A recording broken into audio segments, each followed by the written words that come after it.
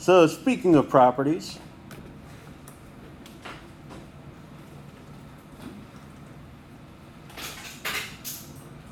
we have the commutative property. You can add in either order. You have the associative property, which is basically kind of talking about the same thing. You can group it any way you want, you're still going to get the same sum, but only for addition. You have the additive identity property, right? If you add the zero vector to some vector u in 2 space, 3 space, 10 space, doesn't matter, the result is still going to be the original vector u. The additive inverse, so add 2 opposite vectors, you get the zero vector as a result. All right. Another example of associative property, but this time for multiplication. And you have distributive property, variations of distributive property. One for vectors, distributing a vector upon 2 scalars, and then distributing a scalar upon 2 vectors. And then the last one is the multiplicative identity property.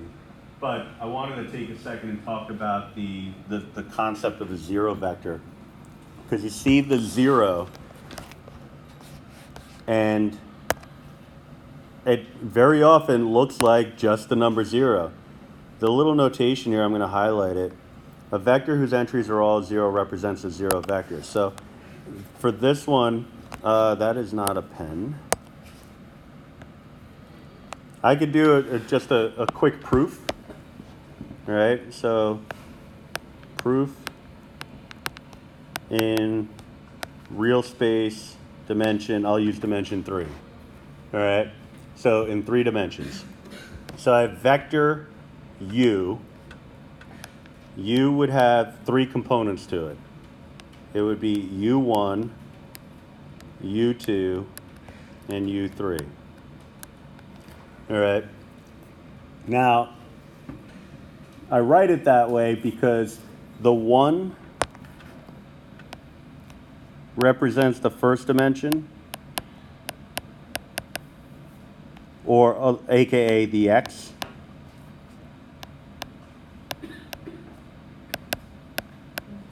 The 2 represents the second dimension.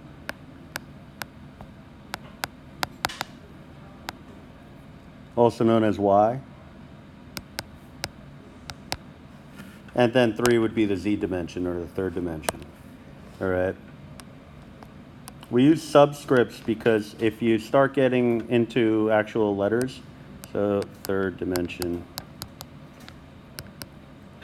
the z dimension. Like I could have said u equals x comma y comma z. The problem is, what if I want to go into 4 dimensions or 5 dimensions or 6 dimensions or 7 dimensions or 10 dimensions? I run out of alphabet pretty quickly. All right, so we use subscripts so that we don't have to bother with that sort of thing. So this proof is really just saying, because again, it's telling us that u plus 0 equals u. So I'm going to take u1, comma u2, comma u3, and add to it the 0 vector, but it's in real space 3.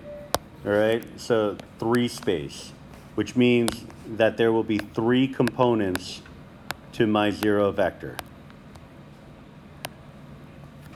All right, so just think of it this way. You're talking about the origin in the XY coordinate system. Coordinates 0, 0, right? We call that location 0. But its coordinates are 0, 0. In 3 dimensions, location 0 is coordinates 0, 0, 0. 4 dimensions, it would be 0, 0, 0, 0.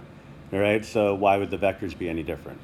All right, so now when I'm adding the corresponding parts, so that just looks terrible, so I'm not going to do that. So that looks even worse because that's not even a pen. So I'm going to add these 2. I get u1. I'm going to add these 2, so I get u2. And I'm going to add these 2, so I get u3.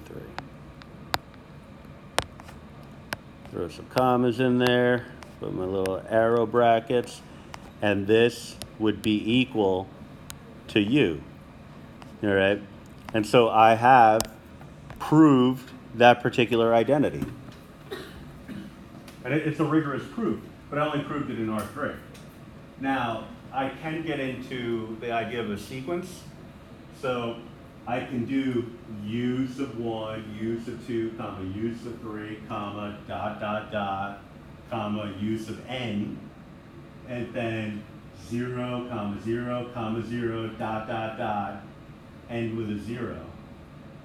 And then add them up, and I can prove that this is true for real space n, which means any dimensional space.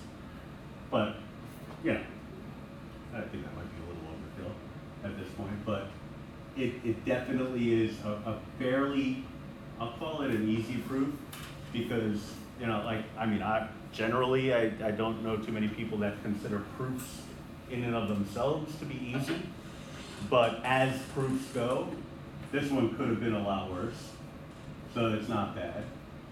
But basically, any of these problems, it really just amounts to you coming up with a set of coordinates to make up your vector that are consistent with the space that you're working in. All right, so, and it's fair game for any of these.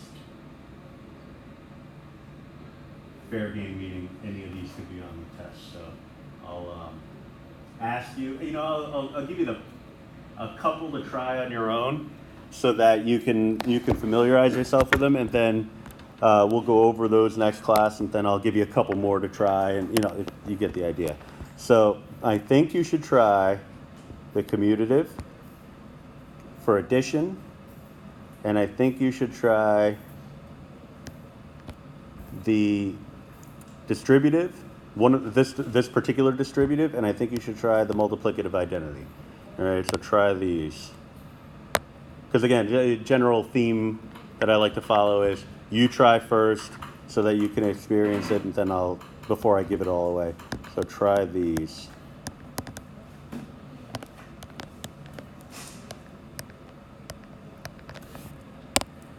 And honestly, you know, it's kind of like a full disclosure thing. This is really me just trying to trick you into studying the properties, because people just tend not to study them, and they pay a price. What's the D in 5? I don't understand. Sorry. Which one? Number 5. Number 5? Oh, C and D are both scalars. So they're not vectors, they're just some numerical value. Oh, okay. Yeah, so when you apply a proof, and if you try to do it with 5, 6, or 7, the C's and D's are just going to stay as is. So you don't have to come up with a vector for that, because they're just scalars. C and D is just scalar. Exactly. All right. So the example below is actually applying some of these properties, so I kind of feel like maybe it'd be premature to go over this. So I'll just put a star on that, and if you have time and you can tackle that, give it a shot, and we'll go over that one next class also. But here's that discussion of angles I was talking about before, where I said it's a different story for a different day, maybe a different minute. I was right, it was a different minute. All right. Component form of a vector using trigonometry. All right. So this right here, this first triangle is a unit circle triangle. All right. So this is a triangle that one might find in the unit circle somewhere. If it's a 30-degree angle, you would know what the dimensions are. You'd have a radical 3/2 and a 1/2. If it were 45, it would be radical 2/2, radical 2/2. But here, it's just a hypotenuse of 1. The reason why I know it's unit circle is because of that hypotenuse. Or at least I know that it can be applied to the unit circle is because of the hypotenuse. All right, that hypotenuse of 1 indicates a radius of 1, and a circle with a radius of 1 is by definition the unit circle. All right, so I have sides of this triangle that I can denote. I got an X and I have a Y. All right, so I'm just going to go back to like early discussions related to the unit circle. All right, and one of those early discussions was that cosine of theta would be equal to adjacent over hypotenuse, x over 1, which would imply that x is equal to cosine of theta. All right. I would also have sine of theta is equal to y over 1, which would imply that y is equal to the sine of theta. Now, a vector in rectangular form is in the form of x comma y. All right? So this is what we call a unit vector. So I'm going to just tack that on, a unit vector, because this is one unit.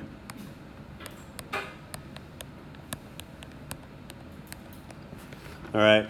So if that one unit would be the hypotenuse of the unit circle, then that one unit would be associated with a vector known as the unit vector.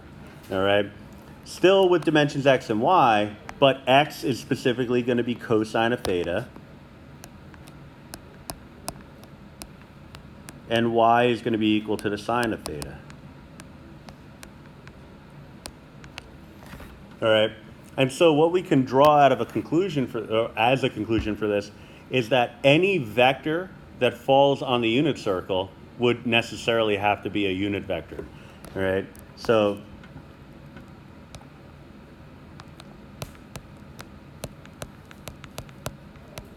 vectors that, instead of saying fall, I'll say terminate.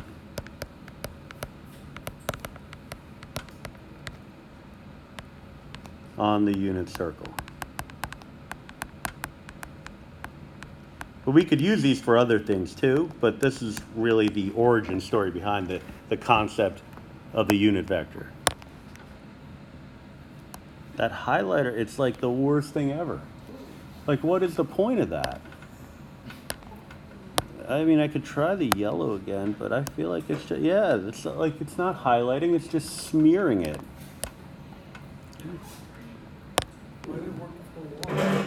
But it's perfect over the text, but for some reason over like marker, it's just terrible. Like, look at that, good looking highlighting going on right there. But here, yeah, it's just like it's like I'm using magic marker right over it. It's like nothing. Maybe you just put the highlight demo outside. I don't even know. Yeah, it's blending the colors. It's just awful. Maybe it needs a fill. Maybe. What if you wrote over? Like, then I'll have like.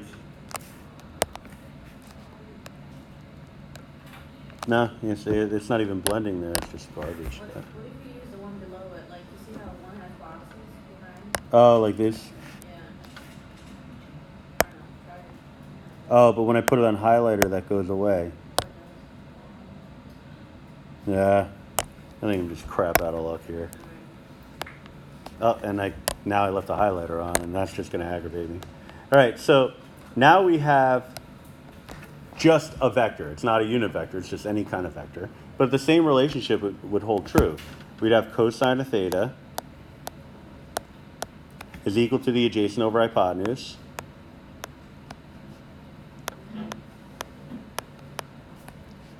All right, now if I solve for x here, I get the magnitude of v multiplied by cosine of theta.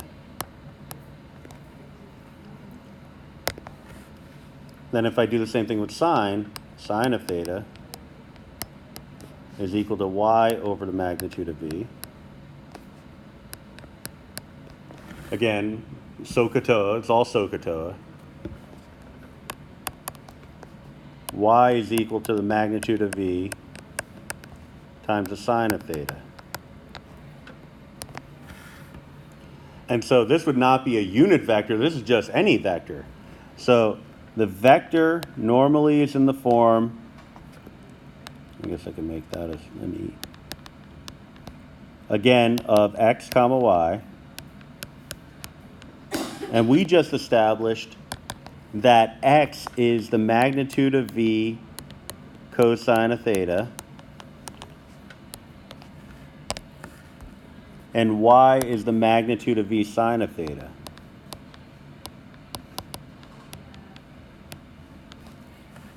Now we could clean that up a smidge because magnitudes are scalars. When I find the magnitude of a vector, it's a number, all right? It's a fixed quantity, a scalar quantity. One of the properties, oh, I lost my double jammy here. Just put it in there. One of the properties listed above allows us to distribute scalars across vectors, or we can go the other way and factor them out. So I can pull out the magnitude of v and have a cosine theta comma sine of theta. All right, so this part is the unit vector.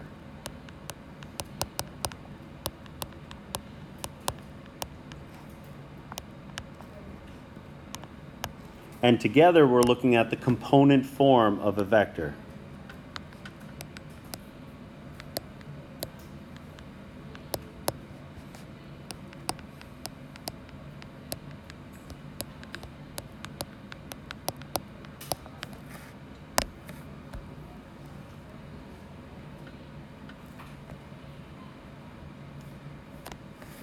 All right, so it becomes a rule. I mean, everything becomes a rule at some point. And this is a derivation, but you can think of derivations and proofs as being very similar to one another, except the idea is the derivation is more of the origin story behind the formula. The proof is the justification that the formula works in all cases. All right. So, but they have the same look and feel in a lot of cases. You're working in general terms to draw a conclusion about something. All right. So these examples are pretty straightforward once you have those formulas, because this is find the component form of a vector with a magnitude of 4 that forms an angle of negative 45 degrees with the x-axis. All right. So negative 45 degrees with the x-axis. I'm just going to draw a quick sketch. Wouldn't it be 4 divided by the square root of 2. It's going to be close to that, because you're going to have radical 2 over 2, so the 2 will go into the 4, so it's going to simplify a little bit. But let me draw the negative 45, which is going to go right now. Now, I'm looking at, so again, this is negative 45. But I want to be thinking in terms of positive coterminal angles. So the positive way to get to the same location. All right, that tends to make life a little bit easier if you're doing stuff by hand. If you're doing it on the calculator, it makes no difference whatsoever. All right, but most people, when they think in terms of unit circle stuff, they're comfortable with the 0 to 360. You throw in a negative angle, and sometimes it throws people for a loop. All right. So we have the magnitude of 4. So we're looking at 4 times cosine 315 comma sine of 315.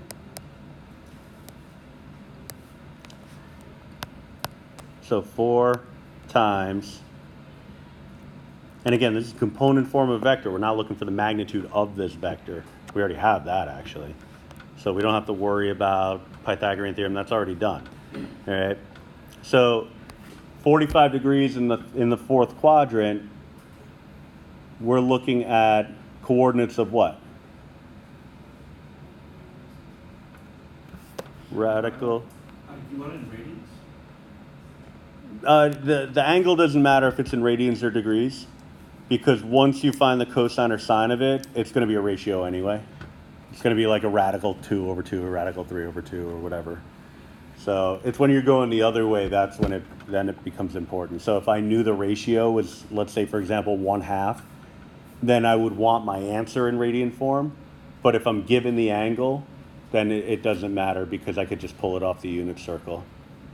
Right. Now, if you're typing it in the calculator, that becomes a big deal. Because if your calculator's in radian mode and you type in cosine 315, you're going to have a problem. Right? So you got to make sure that you convert the mode over. All right, I bought you enough time. What's the cosine of 315?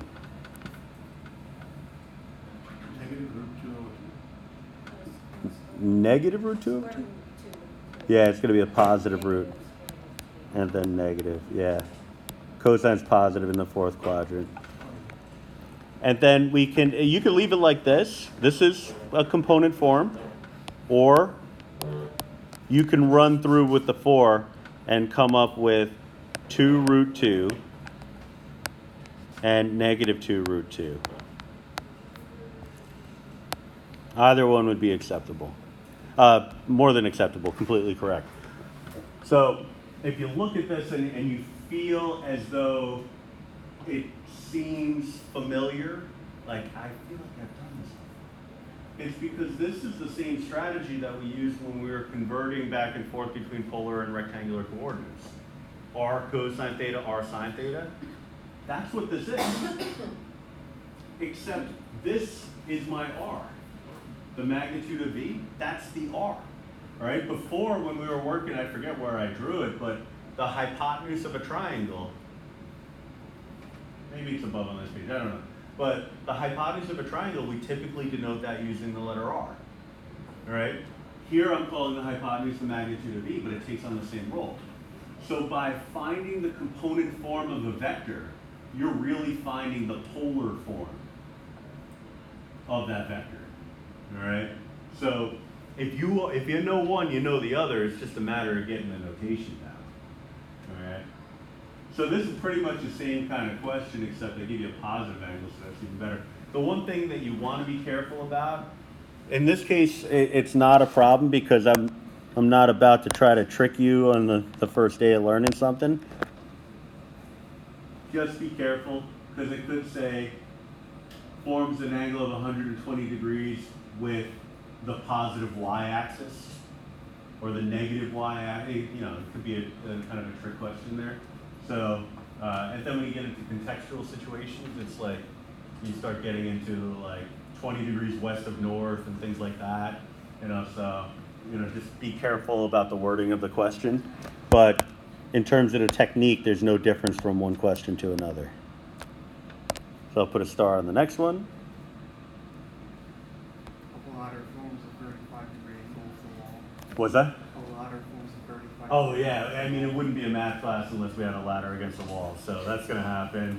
We're gonna have a question where we have a piece of cardboard, cut out the corners, and fold the sides up to make a box. We're gonna do that too, because that's been in every class you've ever taken, right? So regardless of what it's called, find that scalar value such that the vectors A minus lambda B and U minus V are equivalent, all right? So we have expressions that represent A and B, so let's plug in and see what happens, all right? Now, it's implied that these properties are going to come into play in some capacity. What I have found is that over the years that people end up using the properties without ever realizing it, so that at the end of the process they're like, we didn't use the properties at all. I'm like, well, did you do algebra? And they say, yeah. I said, well, then you use the properties. And it's just some of them are so intuitive that you don't need to go back to the list in order to determine them. So A is the same as 4U plus 5V.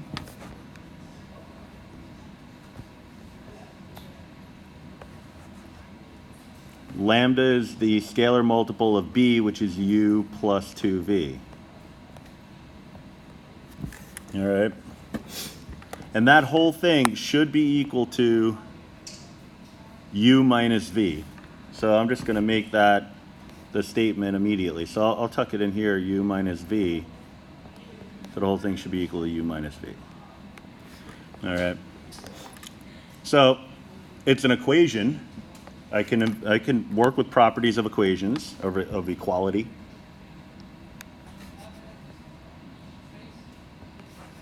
I always get a kick out of like the symmetry that happens from course to course that I teach. So over the last couple of weeks in my Algebra 1 class in the high school, we're learning about properties of equality. So here we are in Calc 3, we're still using properties of equality. So I'm not lying to them when I say, this is a really important concept. Like, you need to know how to do this. Is it ever, are we ever gonna use this? Yeah, you're gonna use it. You're gonna use it all the time. So we have lambda times u plus 2v is equal to negative 3u minus 6v. All right, now we don't expect necessarily to have lambda in terms of u and v. So this wouldn't really be the greatest problem in the world if something didn't cancel out. All right, so that's what we're on the lookout for, because it's saying the scalar, so I'm expecting some kind of numerical value. All right, if it's in terms of u and v, then, you know, I guess we could live with it, but it's not ideal. Then it becomes more of an academic situation. You're like, okay, it's just a problem I did in calculus class, but it wouldn't really have any kind of real meaning for you. All right, so u plus 2v, when I factor out the negative 3, we have a constant multiple, negative 3, or a scalar multiple if you want. Pull it out, and you can see you have a common u plus 2v on both sides, so kill them, and we have lambda equal to negative 3, so that's my scalar.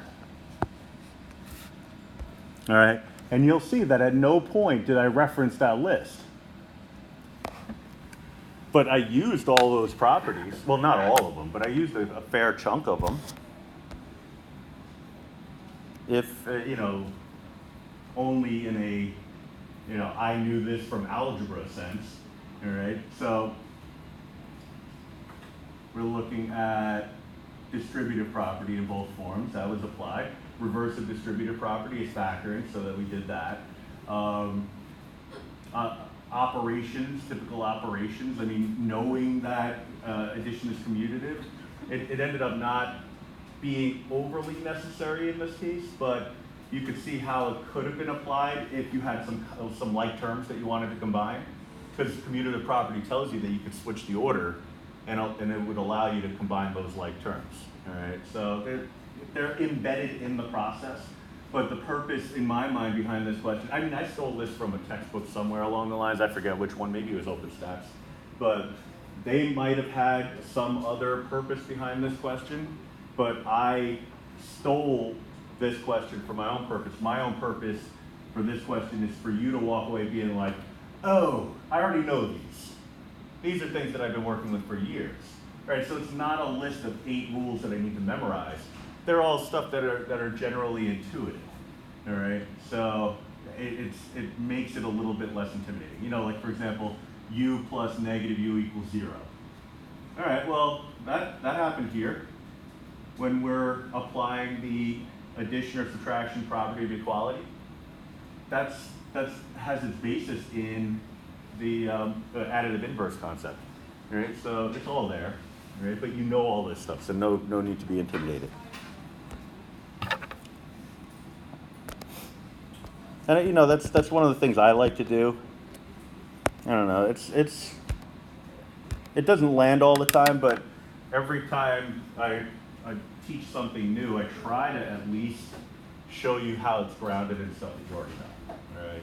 It takes the unfamiliar and makes it a little bit more familiar, and since people are fearful generally of the unknown, maybe that kind of takes a little bit of the bite out of it. All right. So find the component form of vector b with a magnitude 10 that forms an angle of 120 degrees with the x-axis. All right, so this is the unit circle component or concept. I don't want to overuse the word component. I mean, I probably will overuse it, but I don't want to overuse it. That's weird.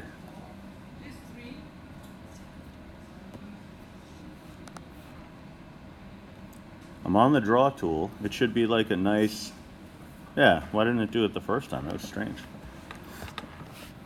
So $1.20 is going to be around right now.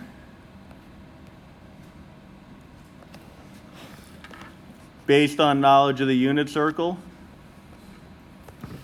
that's a 60-degree reference angle. So we're looking at negative 1/2, comma, radical 3/2. All right. So we have the magnitude. So I can go for my setup, and it's going to be 10 times cosine of $1.20, comma, sine of the same thing. And you wouldn't need to show that step, because if you have the unit circle value, you could just jump right to the negative 1/2 and the rad 3/2, which would become, if you distribute it through, negative 5, comma, 5 radical 3. All right. So again, the polar, stolen thunder right there. Steal it from myself sometimes. The component form of a vector is really just the polar form, the polar coordinates associated with that vector. Right. So it's not overly terrible, or at least it's it's related to the polar form. So it's actually taking polar values and putting it in rectangular form specifically. But the polar values are there. Once you make the actual product, you just think back to polar form. X is equal to r cosine theta, y is equal to r sine theta. All right. So what does that mean for us? It means that the skills that you learned when you were converting into polar and rectangular form, they're still in play here. So it's a very exciting. All right. So again, I'll just make a note of it. This is the same as saying r cosine theta, r sine theta. So let me just jot that down. So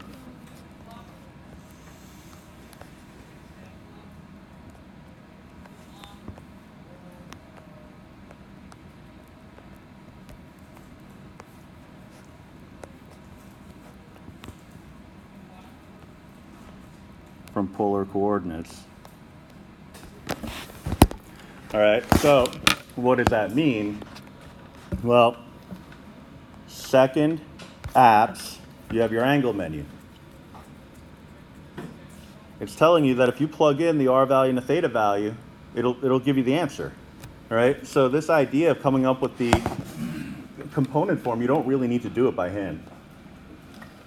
You can work your way through it using a calculator. So we want p to rx. We type in the 10 and the theta value, which they put it in degree form, so I would change my mode to degree mode. But you could also convert it into radian form, but typing in 120 is a little bit easier than typing in 2 pi over 3. You know, that's my opinion on it.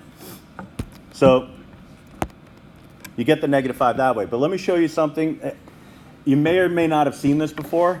It's a nifty little trick. Let's say I forgot to put my calculator in degree mode. Now, I don't have to show you right now that it's going to give you the wrong answer if I have the 120 in there, because it's going to think it's 120 radians. All right. If you're worried about the whole converting back and forth between different modes, you could actually just put a degree symbol behind this, and the calculator, even though it's in radian mode, will do the conversion for you. All right. So the degree symbol is in the same menu, second apps. It's the first option. All right. The degree symbol, close paren, you could do it that way. All right. It's a nifty little trick so that you don't have to worry about, well, honestly, most people, they don't have any trouble putting their calculator in degree mode when they need to. When they screw it up, it's because they forget to put it back into radian mode. So they get the 1 degree question right, and then the 7 radian questions after that incorrect. All right. So if that's you, you can do it this way and just use the degree symbol, but keep it in radian mode. All right. Just a thought, not a requirement, obviously, but you know, if it's a skill that you think that you're going to remember to do, then it's something for you. All right. So then I'm going to do the same thing, but with p to ry. I hit the wrong thing. So second apps option, p to ry. Same stuff. Now I get that, all right? So we talked about this way back when. the idea being that, you get this decimal value, but the question calls for an exact value. So obviously you can't write this down, but I know that we're talking about unit circle values. It's got to be the square root of something. So square it. Square root of 75, the calculator's trying to say 75. So then you could simplify that on your own paper. All right. So first let me get this in there.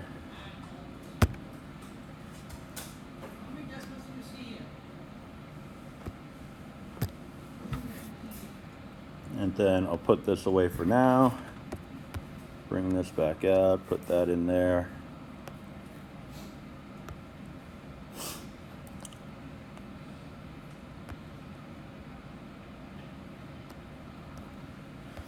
Reasonable size. All right. So we squared it. So I know that this value has to be the square root of 75, which is the square root of 25 times the square root of 3, which becomes 5 radical 3. So between these two values, the -5 and the 5 radical 3, we have our result, just given by the calculator instead. Now, you may look at it and say, well, I don't want to do that. I don't want to simplify the radical 75. Well, then you just got to know your unit circle. So for the test, it's got one or the other. You can't get off the hook completely. The one thing that's not going to work is if a question says to put an answer in exact form and you just put it in decimal form and hope for the best, that's going to be a problem, all right? I have had people, it's an incredible time consumer, but they're like, all right, is it the square root of 100? No. Is it the square root of 99? No. Is it the square root of 98? And so they're done with the test for every other question except for that one, and they just spend the next half hour trying, trial and error to figure it out. So I did that with the 10 comma 100. I got 10.21. 10.21, and you put the degree symbol in? Yeah. Interesting.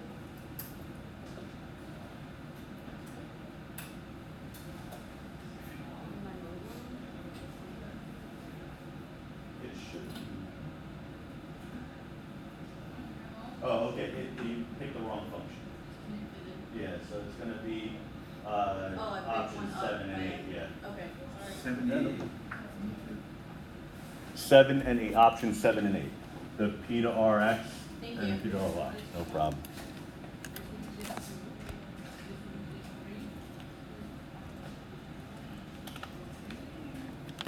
All right. So it does a good, the calculator does a fairly decent job of trying to give you everything you need in order to get these values. The problem is sometimes it doesn't give it to you in a way that you want, but there are ways around it. That's really what I'm getting at here. Actually, this might be the best time to talk about the bonus opportunity also, because it's not a math class without that. All right, so this should be the last thing we do for tonight because I'm getting tired. So we're all getting tired. We're all tired before class started, but now we're really tired. So this is just really a formal discussion related to unit vectors, and that happens. I like to do that sometimes, where we talk about the concept and then I formally address it. It's a good way to go about it, because if you have it down intuitively, then this is just telling you stuff you already know. But if you didn't quite get it, then this is going to help you get it. Unit vector is a vector with magnitude 1. For any non-zero vector b, we can use scalar multiplication to find a unit vector u that has the same direction as v. To do this, we multiply the vector by the reciprocal of its magnitude. That's wordy. Here's the formula. That's really what it comes down to. But I really want to just kind of take a minute and get into what this is really telling us. All right? And so I'll start off with a simple example. And also, by the way, while we're here, we'll talk about the ij notation a little bit. So if we call a vector vector I, it's better say those packages came. I got a notification yesterday saying, sorry, we tried delivering your packages, but nobody was home. delivered. Okay. We'll try again tomorrow at the same time, make sure nobody's home. Yeah, exactly. But it was like 8:16, and I was standing by the door. UPS. Yeah. I'm like, you're lying. And it killed me because, and I knew I was standing by the door at that time because there was a commotion with the neighbors. Yeah, like that's the only break they're getting on this, that they drove up and they saw a bunch of cops hauling somebody out, and they're like, yep, we're not going there today. And that's all I Maybe he can. has many traffic violations, so they'll pull him over and say, okay, take him in. Yeah. Like It's like an Ant-Man where they're driving down the street. Like, just bag it up. Just bag it up. You see all the cops are all like ex-cons. Like, just back it up. Just back it up. Let's get out of here. Like, that's probably what it was. All right, that's the benefit of the doubt I was looking for. Because the whole world can't be going straight to hell. I mean, it's possible, but... Like the guy this morning, I'm behind him at a traffic light, and because we live in the tri-state area, you're behind somebody at a traffic light, the light turns green, what happens? Yeah, I have to honk at them. Why? Because they're on their phone, right? So I give it like a light chirp. Like, I'm not a horn blarer under any circumstance. I just go beep, like a quick one. So this is what this guy does. He guns it, and so I start proceeding, and then he slams on the brakes. And I'm like, do you not understand what just happened? Like, I'm just trying to, like, I'm more confused. I'm like, wait, you think I did something wrong by honking at you? Like, that's how demented you are? And then I thought to myself, I'm like, yeah, it's the way of the world. He's going to do that to the wrong person, and they're going to follow him to work. You're gonna do it to a tractor trailer. Yeah, it's going to do it to the wrong person. I'm not the wrong person because I'm like, well, I had to deal with you for 1 minute. You have to live the rest of your life dealing with yourself. So I'm fine. I'm just going to go to work. But I'm just thinking, like, that might not be tomorrow, might not be next year, but somewhere, somehow, he's going to do that to the wrong person. He's going to pay a price. What kind of car was it? I think you know. It's always the same car. All right, on three. Everybody say it. 1, 2, 3. Audi. Wait, what the hell? Where were you on that? I was the only one. Ah. Well, none of you had the guts to say it, though. I'm the only one that went for it. Is it really always Audi? It's always an Audi. It's No way. every time an Audi.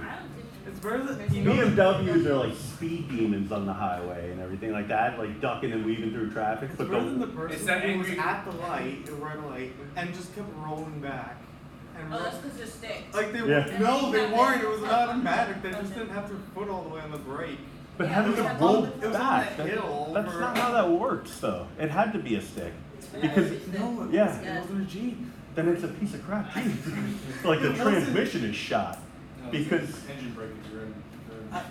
Because their brake lights were on, but I don't. it think rolls they- backwards? No, it won't let you roll. Yeah, that's what I thought, yeah. Okay.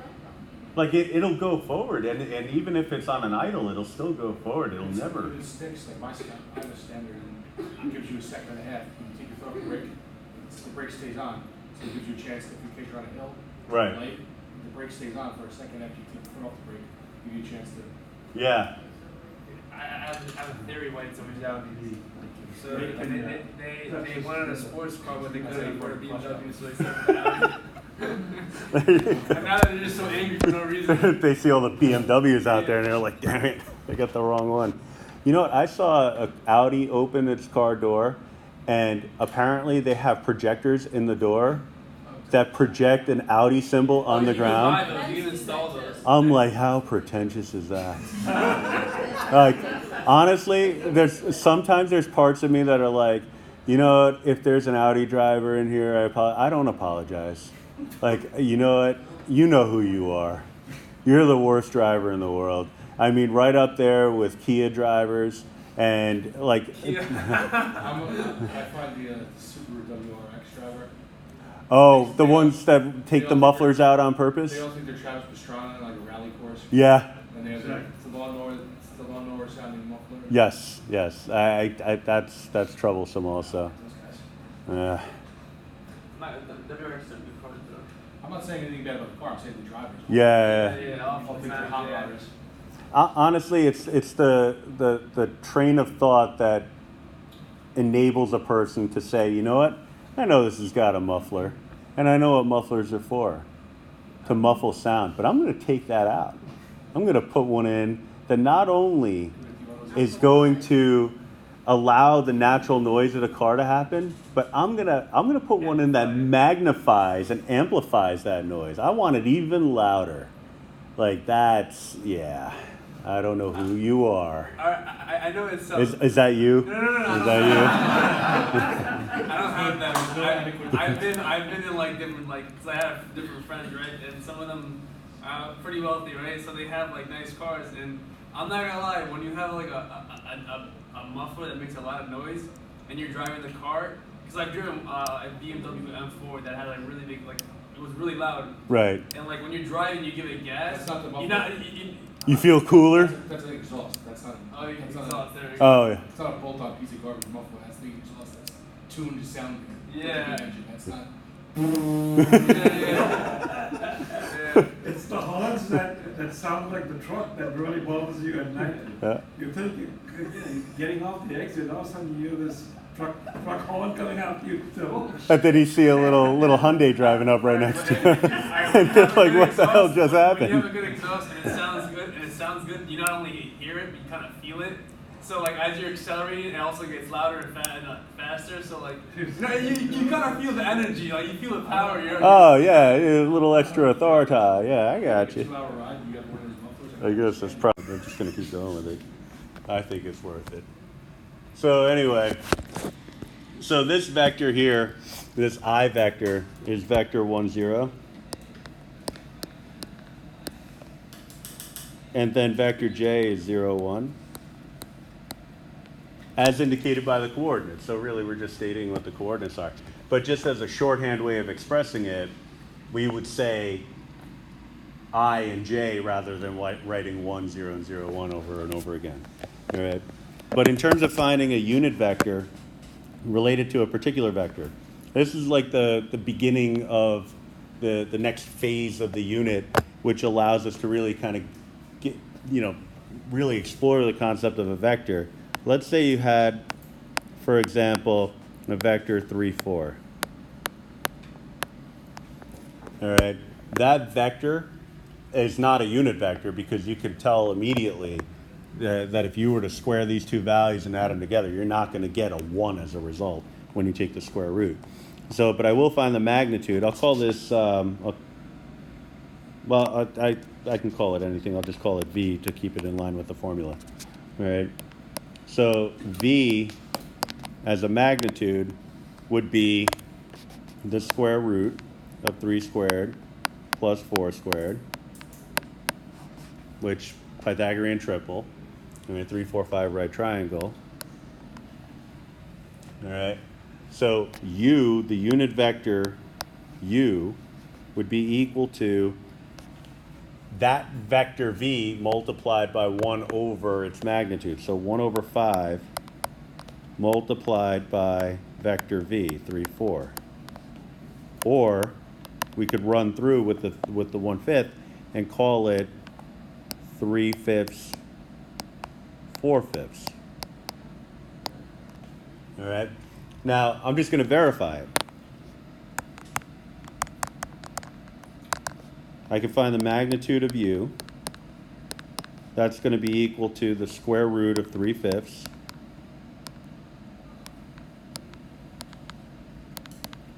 squared plus 4/5 squared.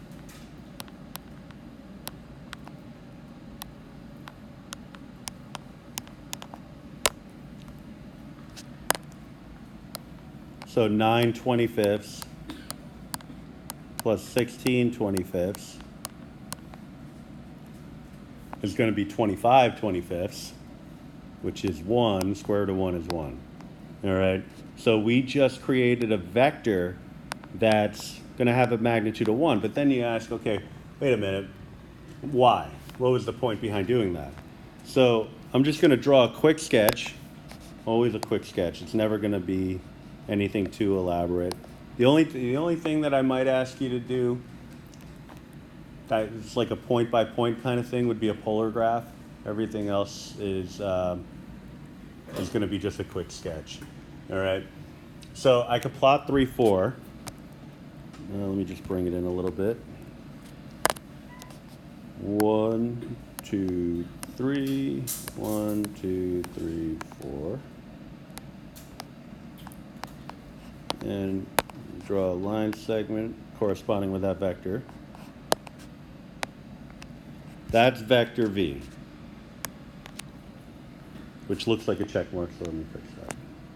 And let me make this look more like a check mark. All right. Then I could plot 3/5, 4/5. So 3/5 is 0.6, 4/5 is 0.8. So if I'm starting at the origin and I go over 0.6, so it's going to put me about right here-ish. 0.8 will put me about right here. If I line them up, that's going to put me on the line at this location. All right. So that little line segment, that little bit of line segment there, that's the unit vector U. All right. So the unit vector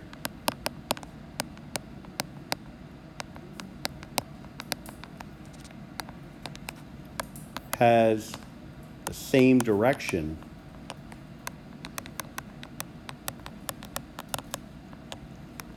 as the given vector.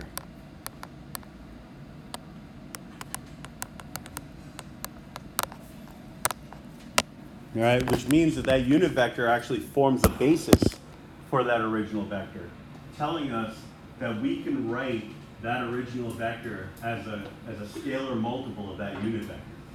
All right, but we're not just limited to doing that. I could write any vector along this pathway as a multiple of this unit, because this becomes the increment of measurement for that vector system. All right, so if I needed to go out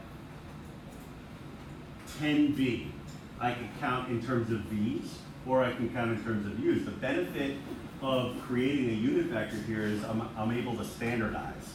So if I needed to create a unit vector for some other vector, I have 3, 4 here, maybe I have 5, 12.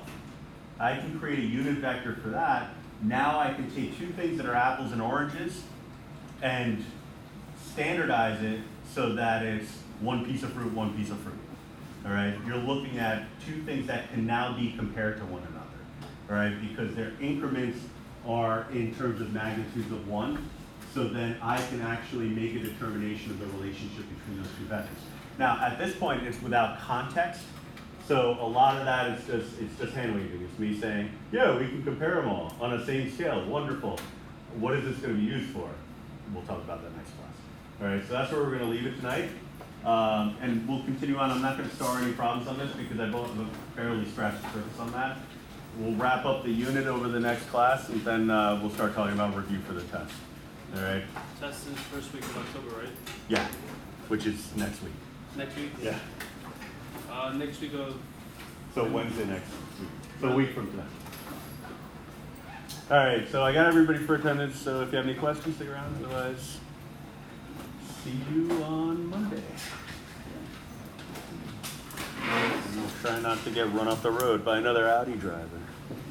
On Monday, are you going to review like primarily like what you want proofs of and stuff like that? Or? Yeah, I'll give you the breakdown of what I'm looking for in terms of the proofs. Yeah, Thank you. no problem.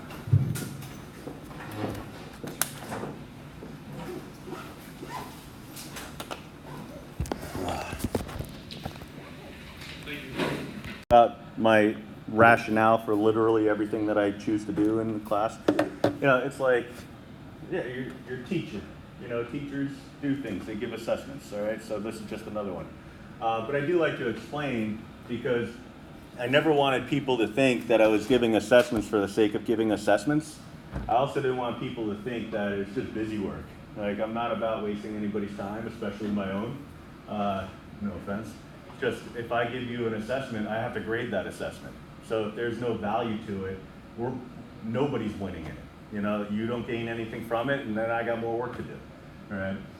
The reason why the unit circle is so important is because when we get to cylindrical and spherical coordinates, part of the challenge that people have had in the past is visualizing where these angles are in three-dimensional space.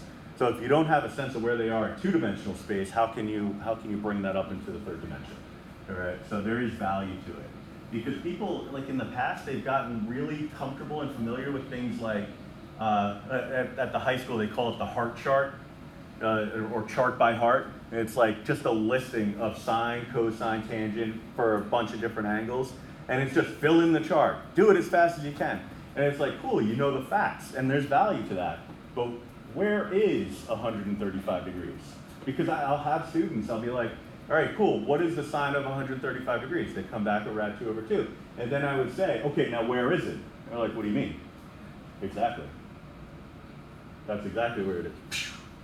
So that's the whole point. You know, like if you can visualize where it is and also know those facts, then you're in good shape. Now, was that a demonstration, or was that a hand raise, or was that a stretching? That was the second, this was the second one. I was like, because that if it was just like coincidental, that would have been perfect. this That's was like the well demonstration. timed. Oh, okay, cool. So, The second time. but I've had situations where how many people got that last question wrong on the test, and somebody would be like stretching, and I'd be like, oh, finally, somebody brave enough to admit it. They're like, I was just stretching. I'm like, you stop talking right now. You were agreeing with me. All right. So, anyway, by applying the properties of vectors, it's possible to express any vector in terms of I and j in what we call a linear combination. All right. That's cool. So a linear combination is something that we talk about a great deal in linear algebra. I mean, it's not much of a stretch to believe me on that one. It's got linear in the title. But a linear combination is really just the sum of the products of a vector and scalar. All right? So the sum of the products of a vector and scalar. That's what a linear combination is. All right.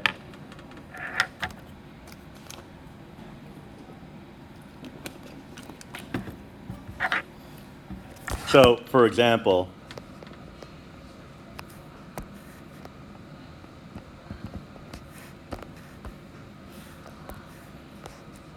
V equals 2i plus 3j.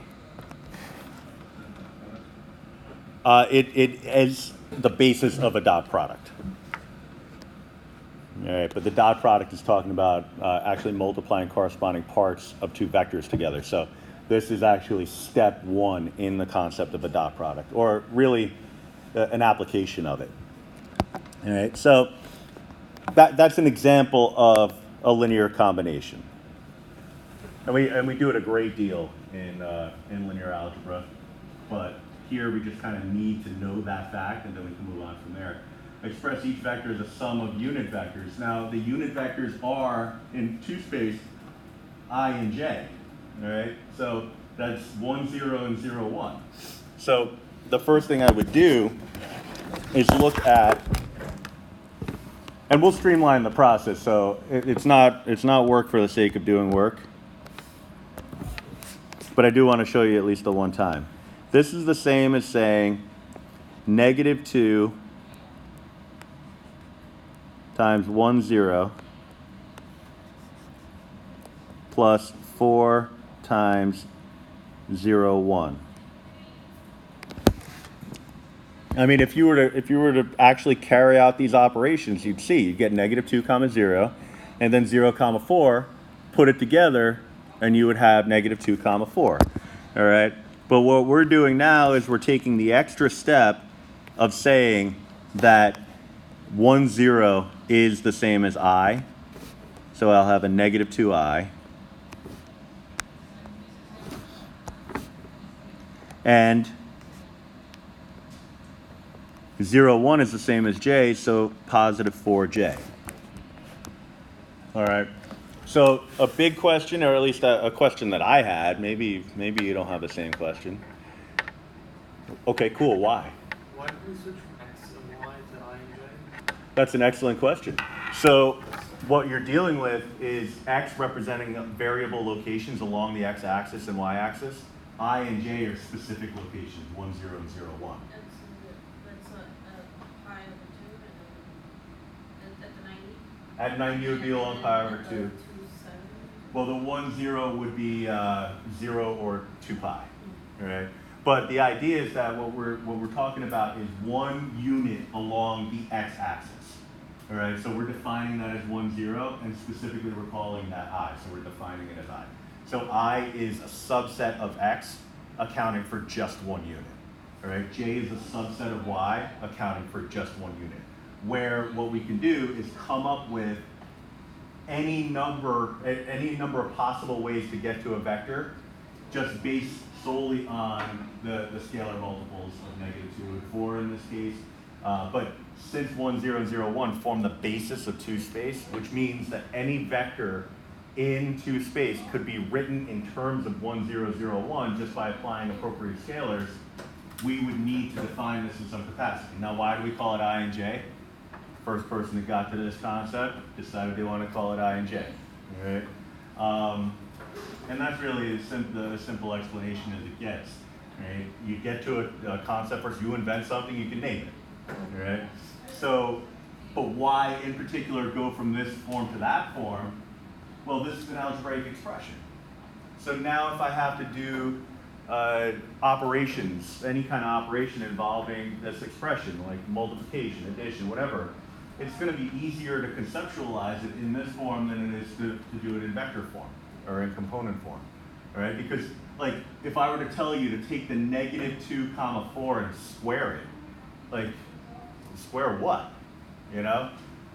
But here you can conceptualize it a little bit easier, all right?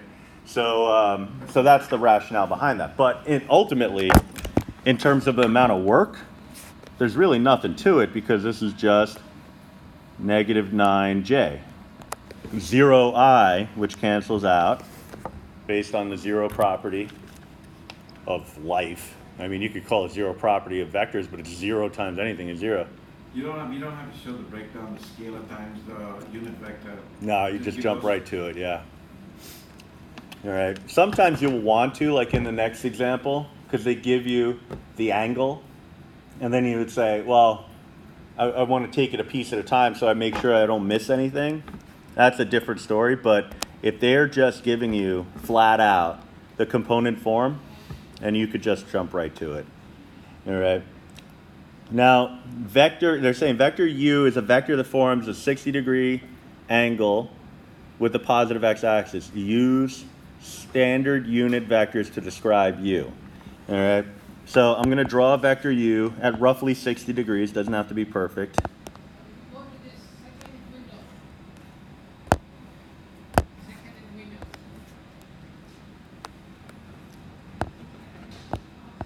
I'm just curious what he's teaching.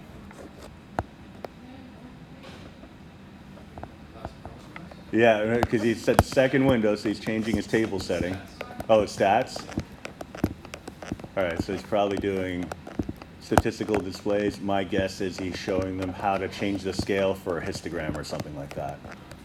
I just went over that in my stat class over the weekend, so.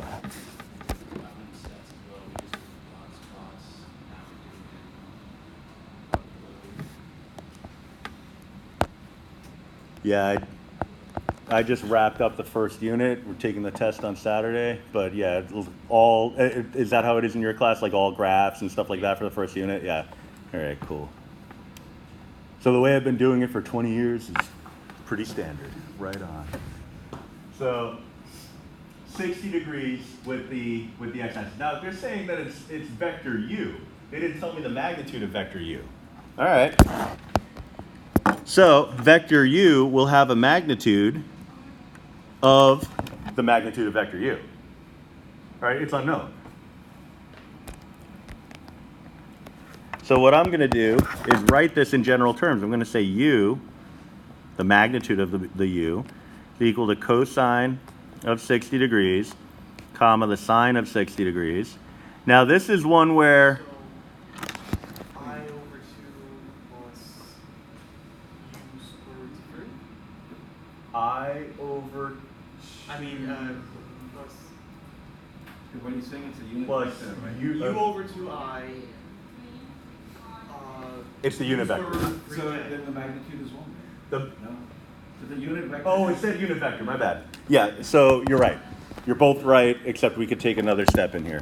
So the magnitude of u, we're going to call 1 because it's a unit vector, which was written there right in front of my face, but somehow I missed it. And then cosine of 60, as you said, is going to be 1/2 sine of 60 rad 3 over 2.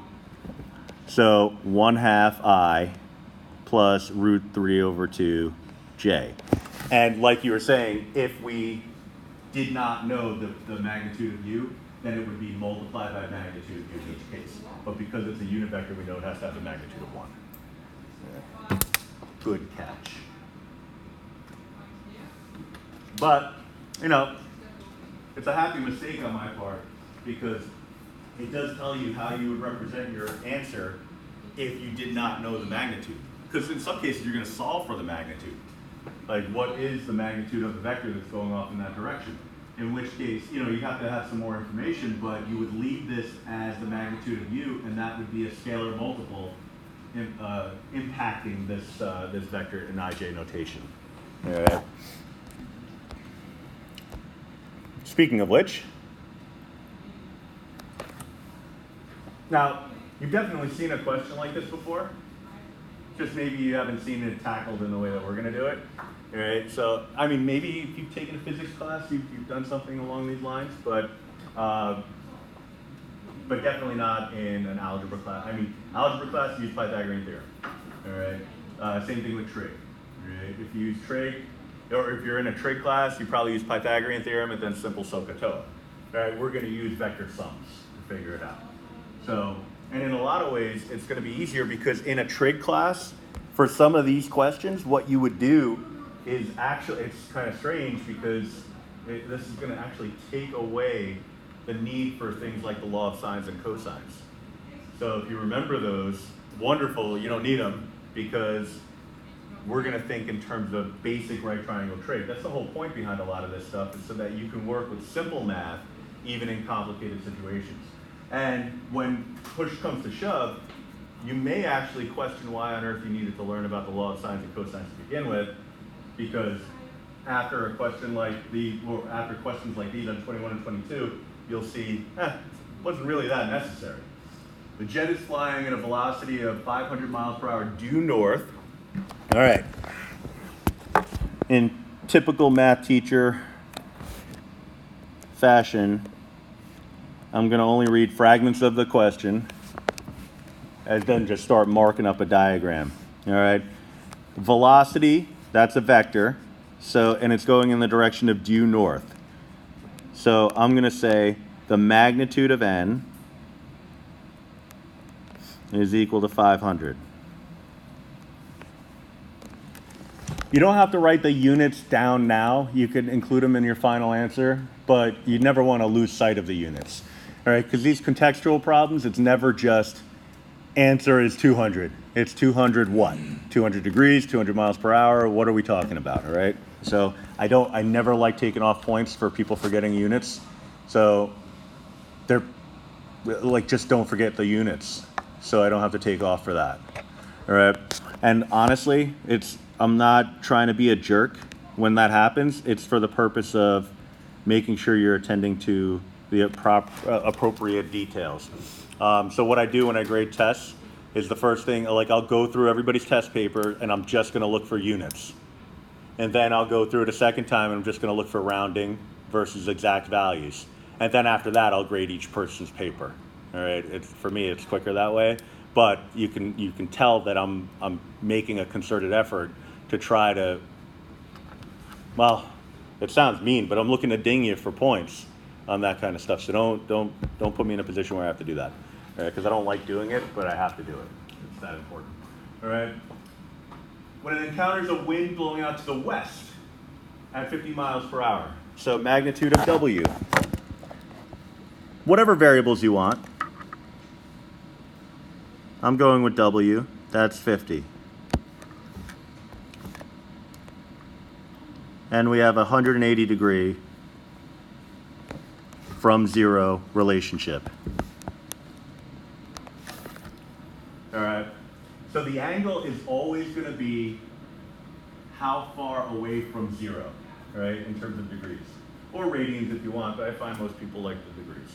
So if a question said south, you know, you might say negative 90 degrees, but you really want to do it in terms of positive coterminal angles just to make your life a little bit easier. It would not be incorrect to say negative 90.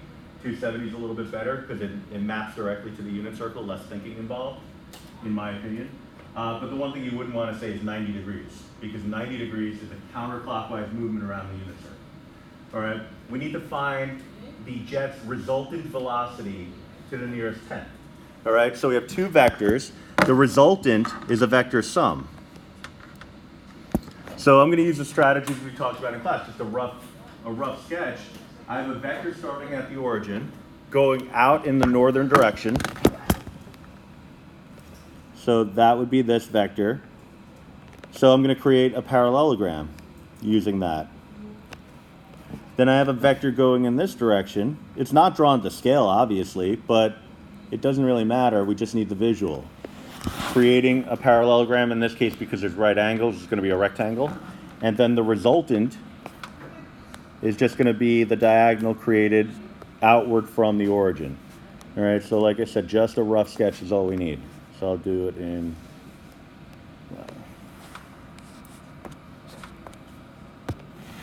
All right. So we need to find the resultant velocity. You can abbreviate that any way you want. I'll call it the magnitude of r. All right. Now in terms of the setup, one thing you want to make sure you're doing is staying in line with the skills that we're learning in class. Because what I've had people do in the past is say, okay, I drew the diagram. Now I'm just going to use Pythagorean theorem to figure out the hypotenuse. I'm like, oh, that's cool, in an algebra class. All right, in Calc 3, we're learning about vectors and vector sums and things like that. All right, so what I want to do is come up with a component form of vector, the vector going in the n direction. So n is equal to the magnitude of n multiplied by cosine theta sine theta. Just writing it in general terms to start. W is equal to the magnitude of W. Same deal, cosine theta. It's got its own thetas, so cosine theta sine theta. So n is 500. So we're looking at cosine 90, sine of 90. Now some of these steps you can skip just because it's intuitive. All right, like maybe you don't write the rule. Maybe you just jump right to the 500 cosine 90 sine of 90. All right. So then cosine of 90 is 0. So 0, comma, sine of 90 is 1, 0, 500. All right, because it happens to fall on an axis, you could probably come up with that result without doing any of that work, because you're like, well, if it's a magnitude of 500 and it's going up, what would its coordinates be? Well, 0 on the x and you're going up 500, so 500 on the y. All right, but I'm trying to train you for situations where it's not necessarily going to be on the axis. All right, so we learn it in general terms so that you have a nice approach that you could use in all cases. No, I'll keep it along these lines. I won't do that because I promise you, if I tried doing that, I would screw up the grading, because I grade it as if it were the regular orientation. That's why I don't put trick questions on tests, because the only person that gets tricked is me. So I don't even bother. So cosine 270, I'm sorry, 180. Sine of 180. All right, cosine of 180 is -1. Sine of 180 is 0, which leads us to -50, comma 0. All right, so what I need is n plus w. So 0, 500 plus negative 50, negative 50, 0.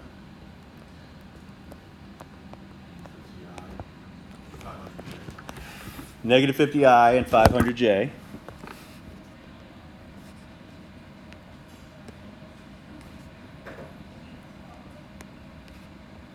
Now it's saying we need the resultant velocity, which is asking for the magnitude of n plus w, which is going to be the square root of each of these values squared and added together.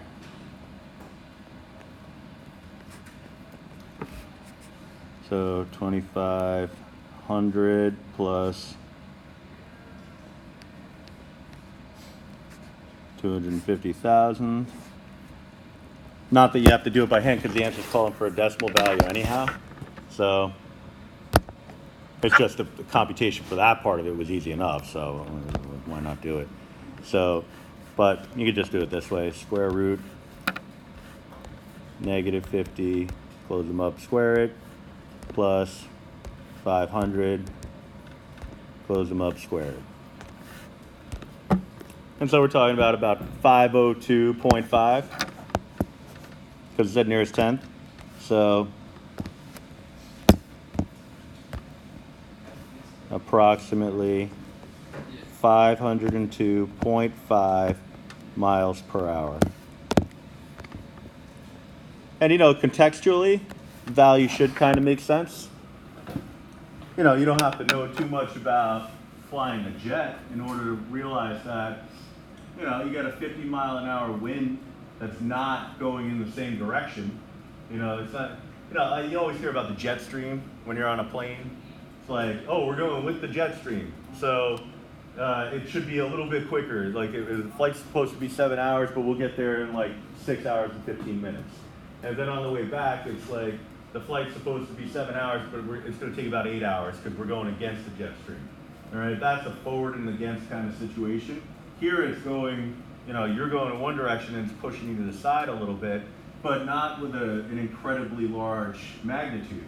So we wouldn't expect it to overall impact the speed, like 2.5 miles per hour in support of the flight. That's kind of cool, but you know, like it doesn't seem like it's going to be overwhelming one way or the other. So it's not something that needs to be accounted for in too much great detail.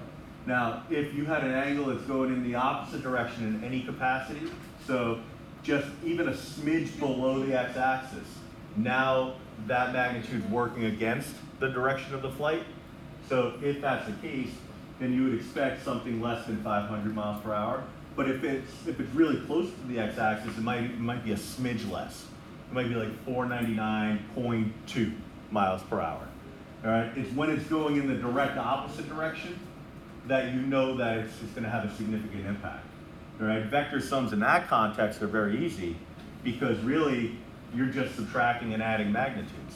So if it's going forward with you, you're going to gain 50 miles an hour. If it's going against you, you're going to lose 50 miles an hour. It's when it's coming at some other angle where the vector sum concept becomes more important. So all these other problems are along the same lines, nothing too crazy.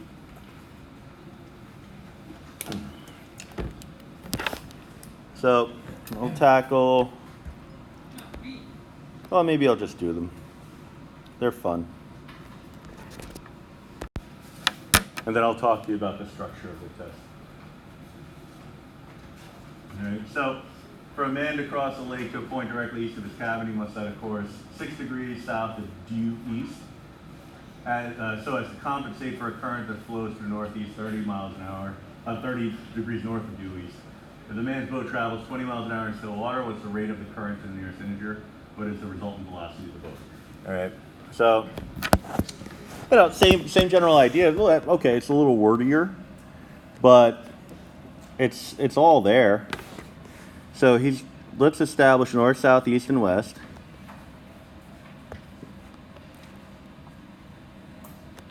Here's 0 degrees. All right, 0 degrees, unfortunately, is in the direction of east, even though in real life it's the direction of north. So you just got to kind of like put that aside. That's okay. I think you can probably do that. 6 degrees south of due east. So you're talking something like that.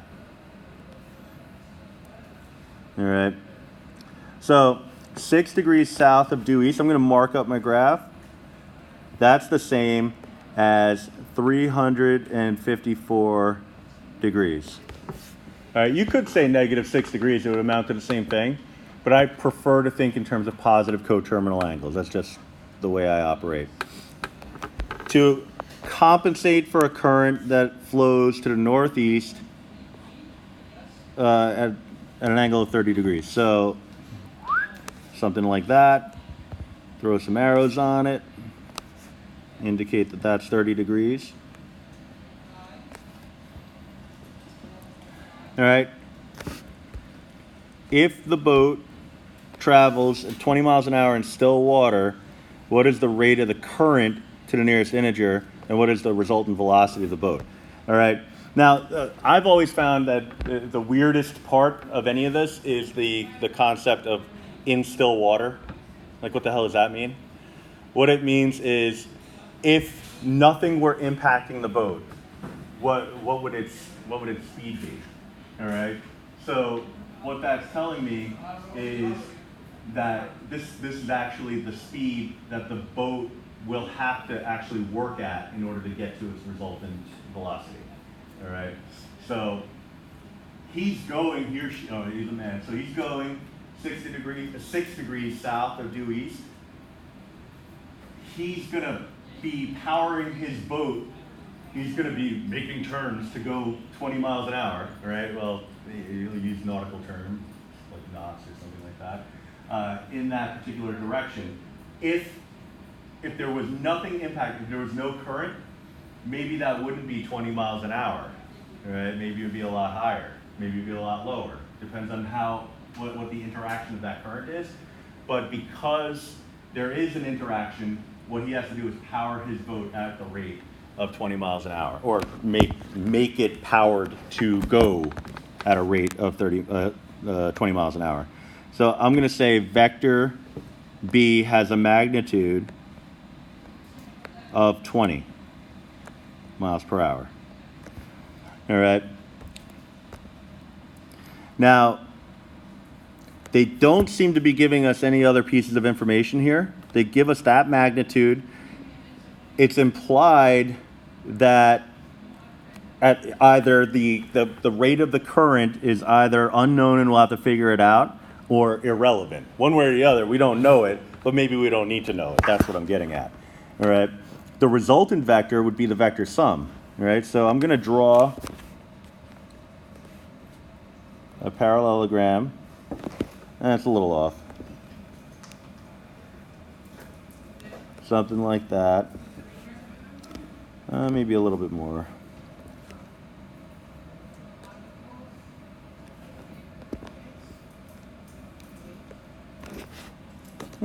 Maybe I can do better. Bottom line is this line here is going to be the resultant. So however I draw it, I definitely want to make sure that it matches up with that. So something along these lines. Maybe it's not precisely a parallelogram, but that's what it's supposed to be. All right. And it's a little on the long side.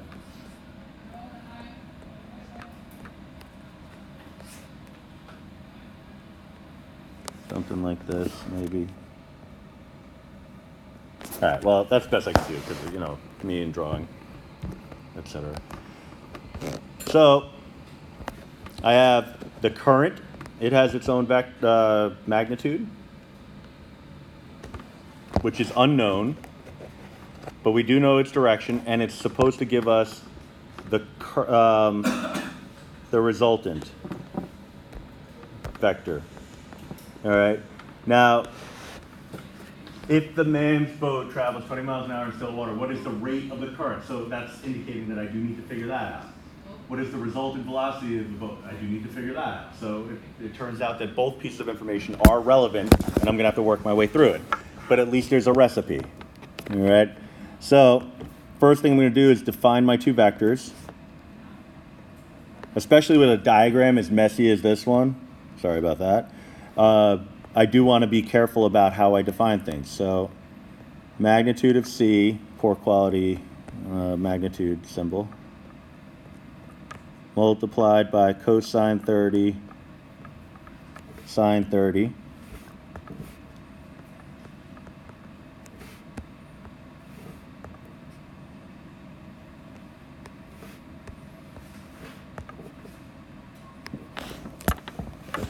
All right, now the magnitude of C is one of our unknowns, so we're stuck with that. So magnitude of C times, it's at 30 degrees, so we're talking radical 3 over 2, comma 1/2. I'm going to leave it in this form for now until I see where we're going with this, because I'll have B equal to the magnitude of B, which I know is 20, cosine of 354, sine of 354, which are not unit circle measures. So, you know, it would kind of question the need to algebraically distribute, you know, keeping it in exact form. I could get this as magnitude of C times radical 3 over 2, comma, magnitude of C over 2.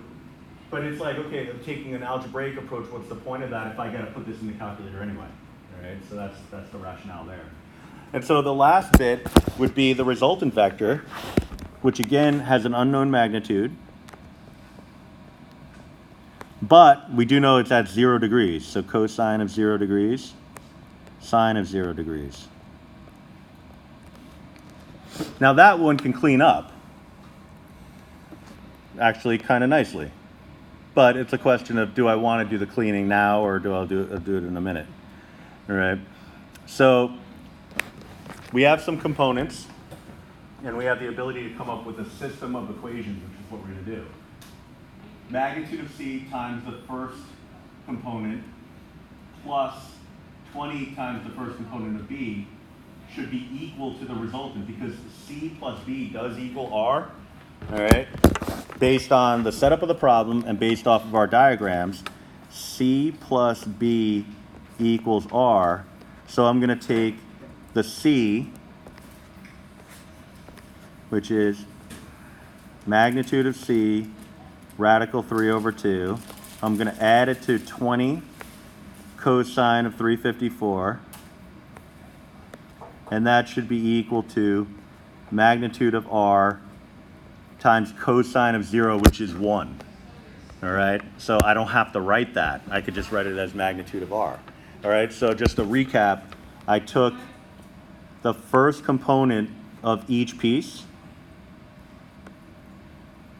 multiplied it by its corresponding magnitudes, and then made an equation out of it. Magnitude of C times the first component plus 20 times the first component equals magnitude of R times the first component. And that's also one of the reasons strategy-wise why I write it this way, vertically, because then it's easy to see. You know, boom, boom, boom. All right, so I'm going to do the same thing with the other one. And then we'll go from there. All right, I'll just shut the calculator off for a sec. Just so I have the room. So the next piece, I'm going to do the 1/2, the sine, all the sine stuff. Come on. There it is. Undo. Undo. So we're looking at magnitude of C, poor quality magnitude symbol again, times 1/2. There's a lag now.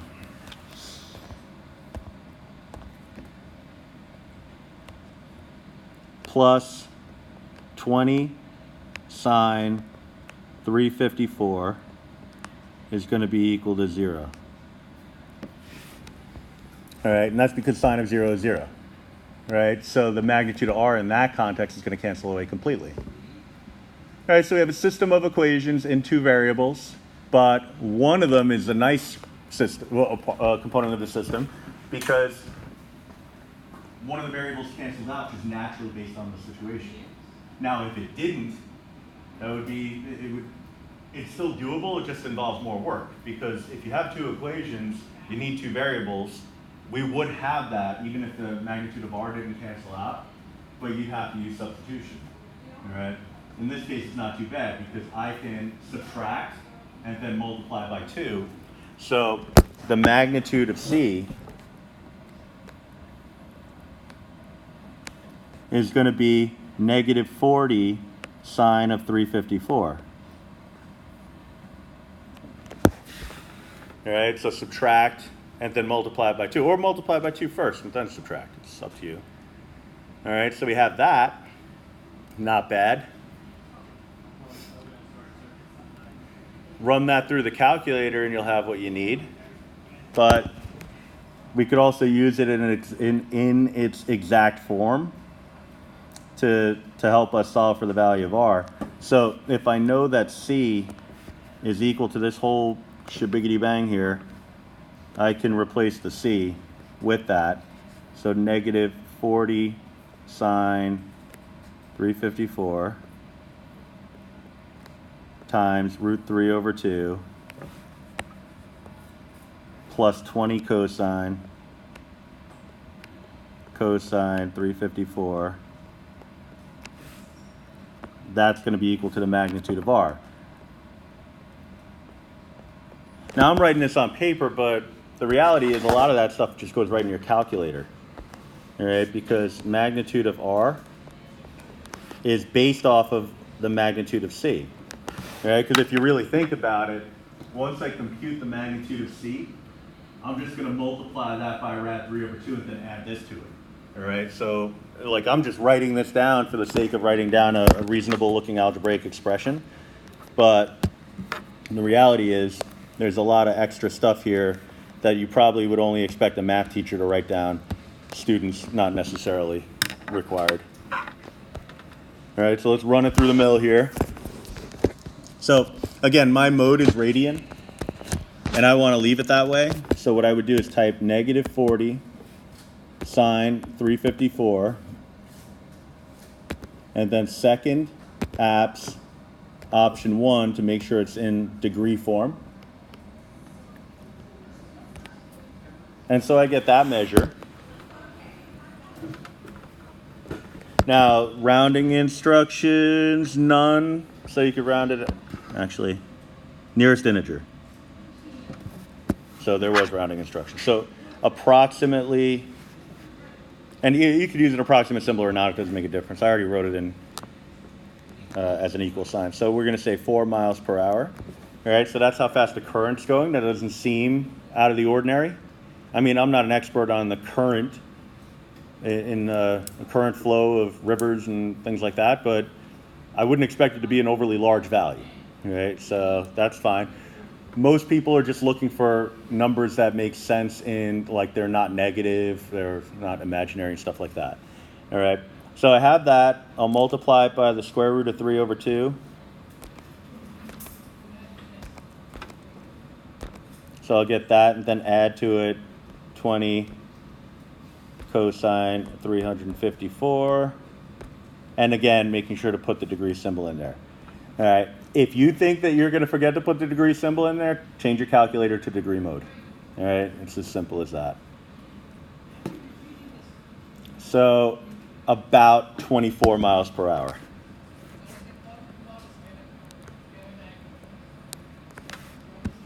All right, so, just thinking in terms of the context of the problem, that seems to be okay.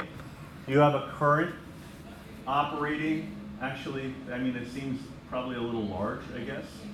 But if the current were going in the exact same direction as the boat, then you would expect just a simple sum. This is, a little bit shy of 24, but it said to round it, so we did. But, and this was a little bit shy of 4, but they said to round it, so we did.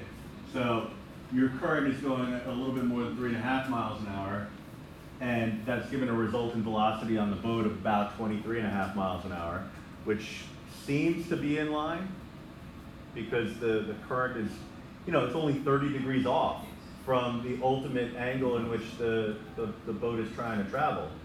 So, it seems to make sense that the boat would use the current as part of its final velocity, all right? With the idea being that I only need to power my boat at 20 miles an hour in order to end up with a resulting value of 24.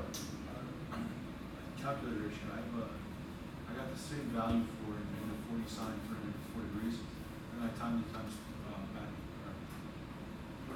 radical 3 till I got a different value of 5.1. Is that something gravy? No, that shouldn't matter, and in fact, I like to put them in parentheses just in case. I'll double check mine too, because maybe I got a little too silly. So times radical 3 divided by 2. Yeah, that's what I came up with. Yeah, it could be parentheses. With those calculators, sometimes the 2 doesn't make its way out of the radical, so it could be that.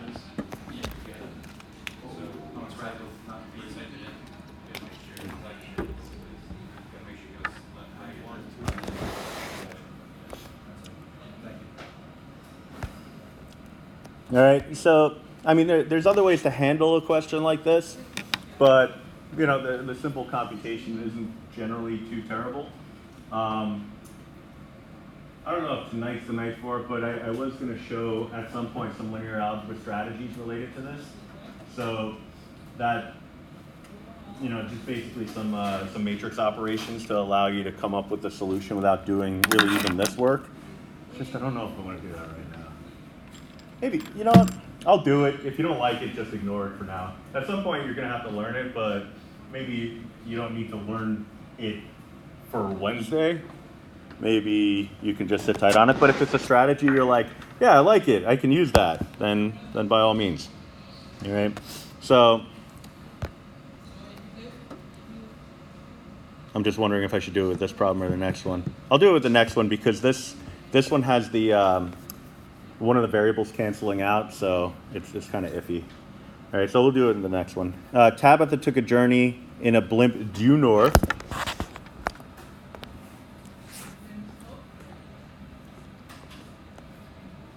She traveled at 45 miles per hour by setting a course 17 degrees west of due north. All right, so 17 degrees west of due north. We'll put it right there. That's not an arrow, so let me get rid of it. Oh, we'll get that arrow. All right. So that's going to be 107 degrees. All right. Because we've already got the 90 getting us to due north and then 17 degrees west of that. To compensate for a wind that's blowing 50 degrees east of due north. All right. So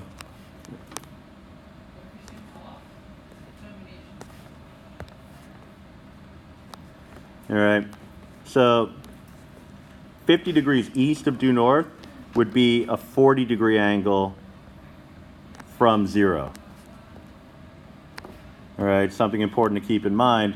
It's not the angle from your resultant vector that's important. It's the angle from 0, all right, in all cases. So instead of drawing the parallelogram in this case, what we're going to do is just know, because the resultant vector has to be the one going north, we're just going to know that, yeah, if we drew a parallelogram, we would have the diagonal being the resultant vector, but it would look just as terrible as the one I did for number 2, so why even bother? All right? So she traveled 45 miles an hour by setting a course 17 degrees west of due north to compensate a wind that's traveling 50 degrees east of due north. So W and E seem to make sense. Wait, does that mean that her resultant, which is the due north, is 45 miles an hour, or is that? You see, that's what I would think if they didn't give this extra statement. Use it to find the actual velocity of this wind blown blimp to the nearest integer as it traveled due north. So, like, at that, I was like getting concerned about tense, like past, present tense. But she traveled at 45 miles an hour, so they're implying that that's her still water, or in this case, still air speed. All right, so they're giving us the magnitude of W. All right, But if they didn't give that statement there, I think we'd all be correct in saying she traveled. That's a resultant value. But because they clarified the language by saying that what they're actually looking for is the due north, then it kind of clears that stuff up. I try to be painfully obvious on a test to the point of like really just making it ultra clear what I'm looking for. Just because well, honestly, it's a question of like, I feel bad if people don't know what the hell I'm asking in a question, you know, because odds are if one person doesn't know what I'm asking, then nobody does. So it's not really fair. But, you know, sometimes things slip through the cracks. So W is equal to 45. Now, those values, they're always going to be magnitudes as absolute values. So you're never going to have to worry about a positive or negative symbol when you're dealing with a magnitude. The signage, the positives or negatives, is taken care of based off of the angle that the thing is traveling in, or the direction that it's traveling in. So we'll start with E, I guess. We don't know that magnitude, so E is equal to the magnitude of E multiplied by cosine 40 degrees times the sine of 40.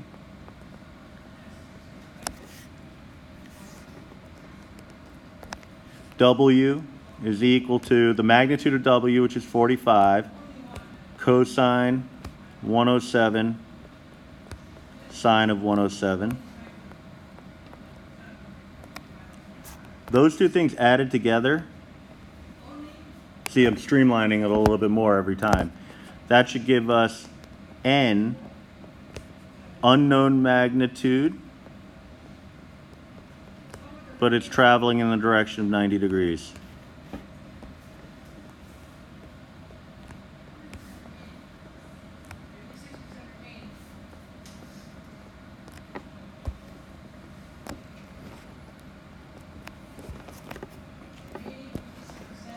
All right, so I'm going to come up with my system of equations.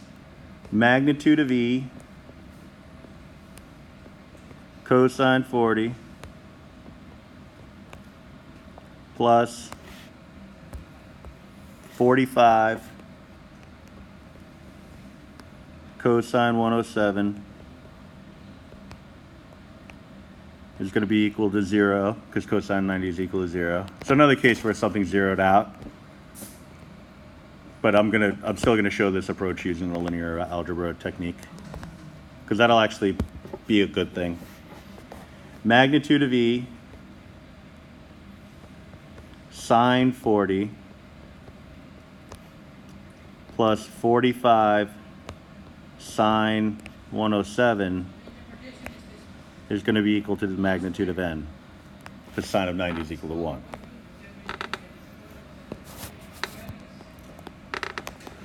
All right, so what I'm going to do, and so I can just tell you that if you were to solve this, the process for solving it is going to be exactly the same as the last question.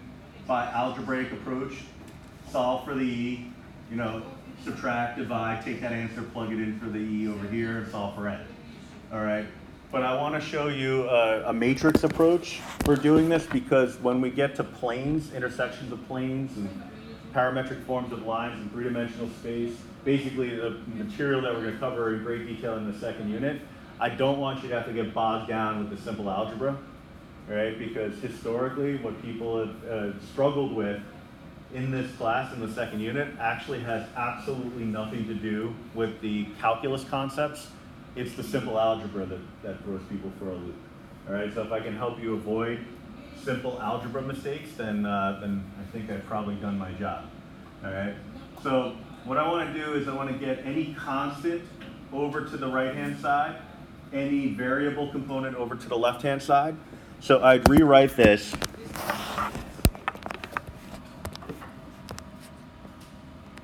in the form of the magnitude of E cosine 40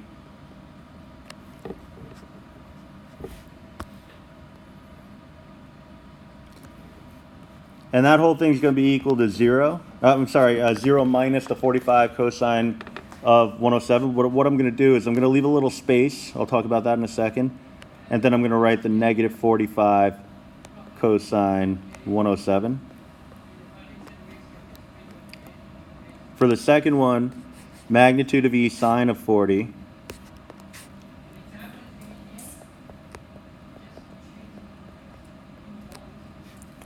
minus the magnitude of n, variables on the left, constants on the right, is equal to negative 45 sine 107.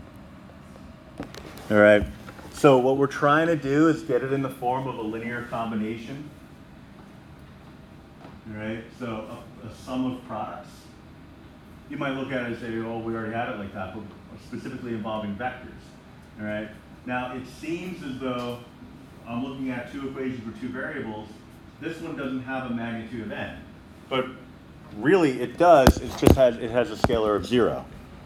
All right, so plus 0 times the magnitude of n. All right, so that's assumed, but not assumed as in we're taking a chance. It's assumed because it's a fact. I mean, I could take any equation and add 0 times z to it and it'd be perfectly legitimate, all right? But what I want to do here is just grab all of my coefficients for these variables and make a matrix out of it, all right? So it's going to be a 2 by 3 matrix, 2 rows, 3 columns. Only the coefficients. So the absolute value of magnitude of E, I don't need to worry about, that's my variable. The coefficient would be cosine of 40. It's an ugly coefficient if you put it in decimal form, but it's still a coefficient. So I'm going to create a matrix, cosine 40 degrees, 0, and negative 45 cosine 107. So I'm basically stripping this down so that there are no variables. It's only coefficients or constants. All right, so sine of 40, negative 1, and then negative 45 sine of 107.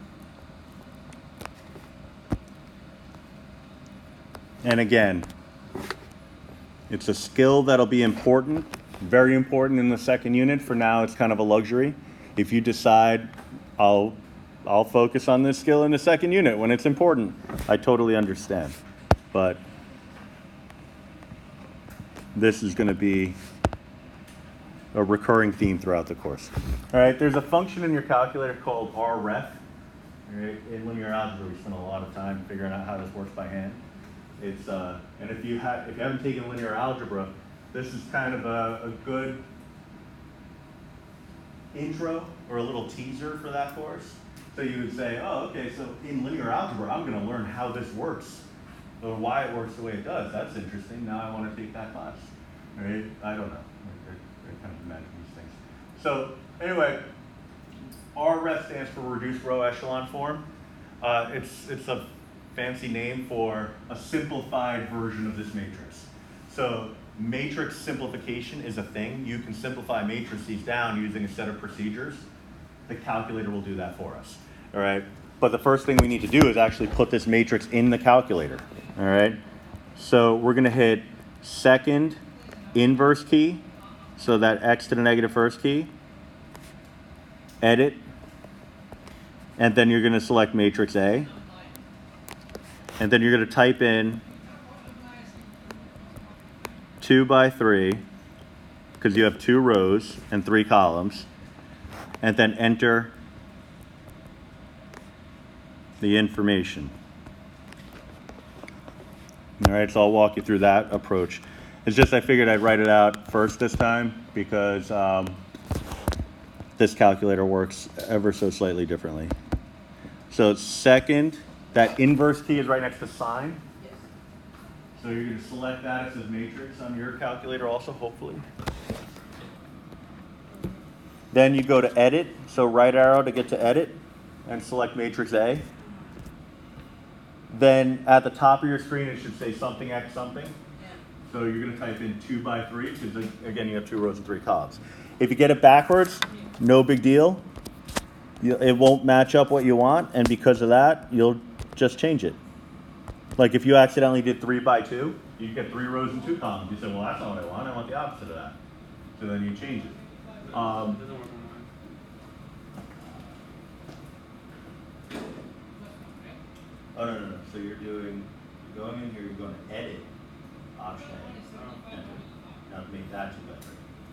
No problem. It's option A, right? Option A, yeah, for matrix A. And type in 2 by 3. Type in 2 by 3, hit enter, and then it should expand your matrix to allow for 2 rows, 3 columns. I think something wrong with my Calc. That's it. Yes, that's exactly what it is. So inverse, Second. yeah, go to edit, and then option A. There you go. Then 2, enter, 3, enter. Oh, you don't need to hit delete. Hit enter. And then type in the 3. Oh, okay. And now it expands 3. That's cool. All right, so we're going to type in this information. If your calculator's in radian mode, you do need the degree symbol. You'll notice how, at least I've been trying to in every step include a degree symbol. Maybe I miss it here and there. But it is important to remember that these aren't radians, and your calculator is not going to interpret the information unless you tell it how to. So I'm going to type in cosine of 40 degrees. You might look at this and say, well, wait a minute. I got to type in this degree symbol 4 times. Forget that. I'm going to put my calculator in degree mode. Like if you only have to put a degree value in your calculator like once or twice, use the degree symbol. But if you got like 15 problems where you have to use degrees, put it in degree mode. All right? So it'll automatically convert it into the decimal form. Enter 0, enter negative 45 cosine 107 degrees. Sine of 40 degrees.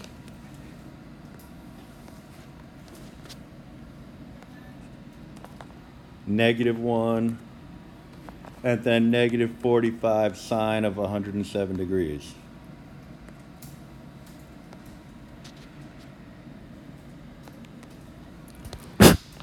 Little eyelash there. Let me get this in here.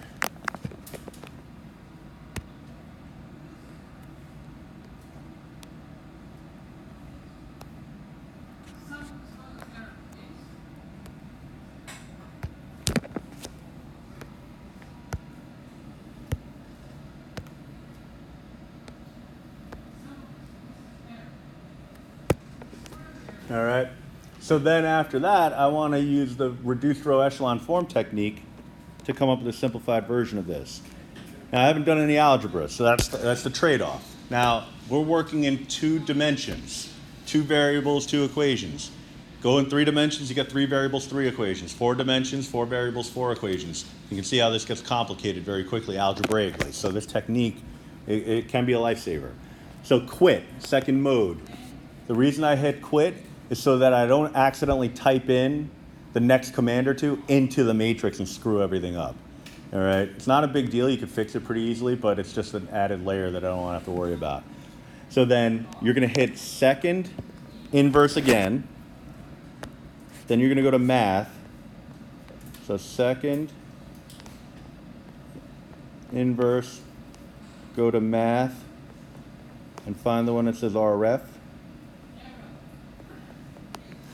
So second inverse math menu, which is right next to the edit menu. You scroll down far enough, you can see the RF option. So I think the alternate is alpha apps. Alpha apps. Okay. So that, what does that be? Okay. Alpha apps. Good call.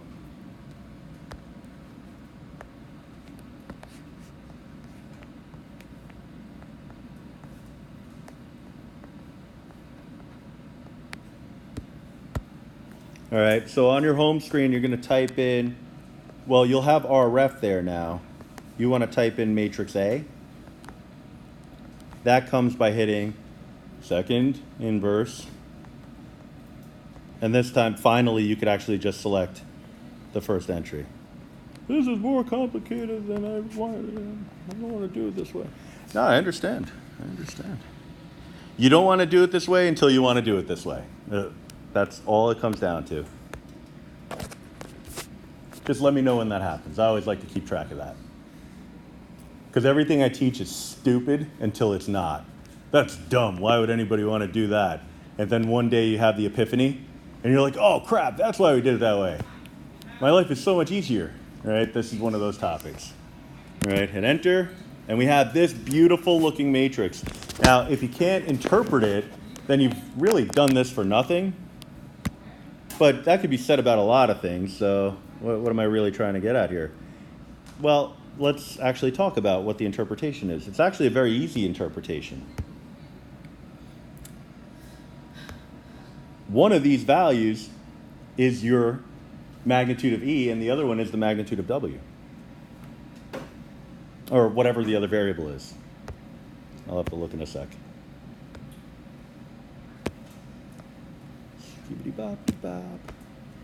All right, E and N. So you look at this display and you're like, okay, cool, there's a set of numbers here. One of them's E, one of them's N. Think about the structure of where we started.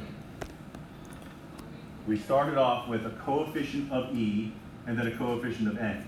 So the first column represents coefficients of E. The second column represents coefficients of N. The last column are constants. All right? So I'll make a note. First column is coefficients of E, or scalar multiples of E if you want. The second column is coefficients of N.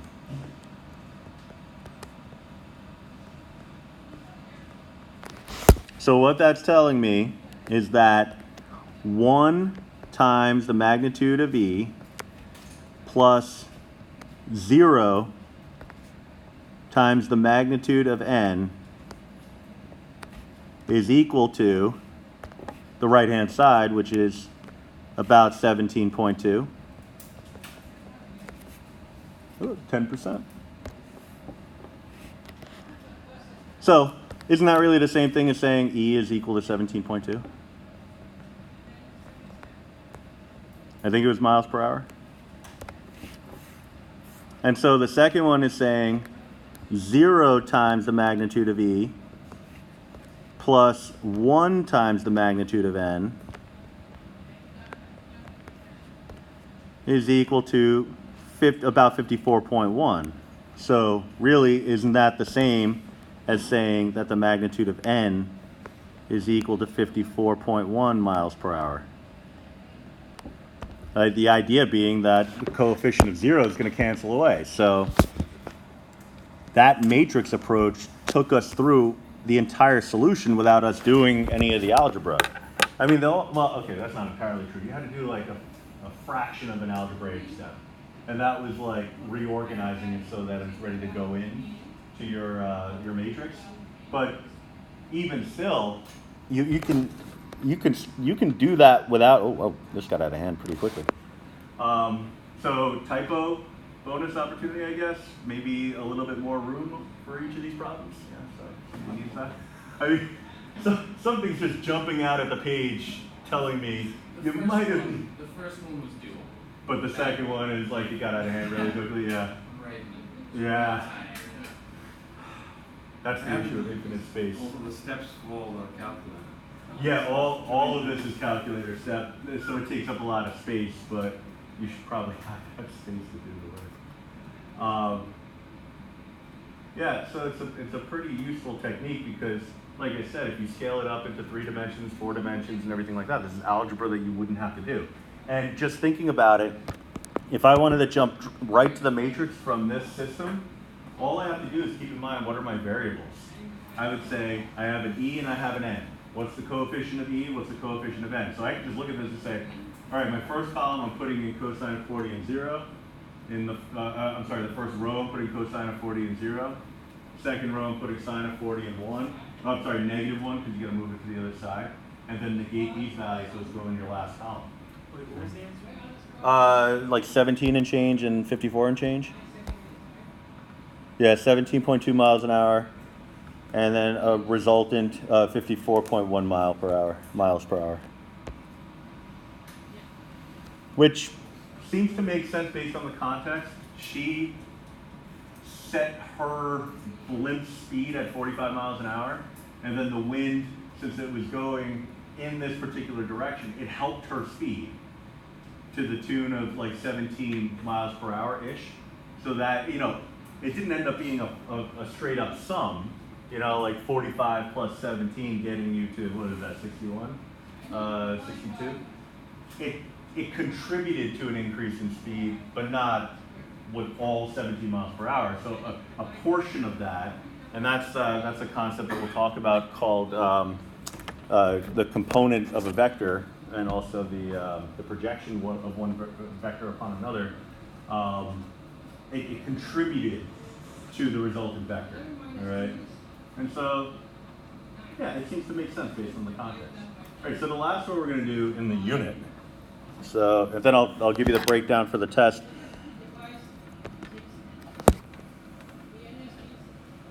I think I talked a little bit about that, and that the reviews are up on the website and stuff like that, but I always like to give a play-by-play. Like, question 1 will be this kind of question 2 will be that kind of question, and so on. All right, so 50-pound weight is hung by a cable so that 2 portions of the cable make angles of 30 degrees and 60 degrees respectively with the horizontal. Find the magnitudes of the forces of tension T1 and T2 in the cables if the resultant force acting on the object is 0, right, rounded to decimal places. So this is like a quote-unquote realistic diagram, you know, so you got to kind of imagine that these wires are being hung from a ceiling and that there's a weight that's being suspended from that. But in terms of a diagram, you know, it's not the most helpful form. So let's actually generate the most helpful form. So the idea being that it's still like a north, south, east, and west kind of deal, but in a slightly different fashion, all right? So what's happening is you have an angle consistent with that 60-degree mark that's coming up from the origin. Actually, let me use the line draw tool. Oh, you couldn't match that with a shape, huh?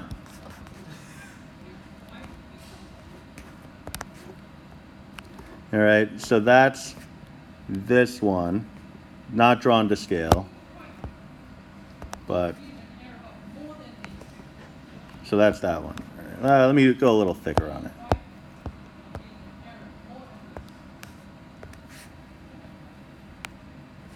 And I didn't put the line draw tool on. I feel like half the class is just you watching me fumble around with the line draw tool. Another one would be the one corresponding with the 30 degrees. Line draw tool again. Jeez Louise. All right, so something along those lines. So coming off of the origin, it would be something along the lines of meh. All right, then we would also have the one going in the downward direction. Not even going to bother with the line draw tool now, or at least for that part of it. All right, so we have this kind of diagram. And the reason I draw it like this is it becomes a little bit more obvious what we're up against, because I don't know that I was necessarily coming up with the right representation just based off looking at this. But here I know that you have some point that has to be the equilibrium point, because you have vectors that are suspending an object in the air. So that 50 pounds of force in the negative direction has to be counteracted by the 2 lines in the positive direction, otherwise it wouldn't be suspended, all right? So if you have 50 pounds going downwards and you don't have sufficient force in the opposite direction to counteract that, then it would just keep going down. What would that look like? Like attached to a slinky or a spring or something along those lines. All right, but we do need angles. One of them's obvious, the others aren't quite as obvious. What I can do here is draw a little horizontal.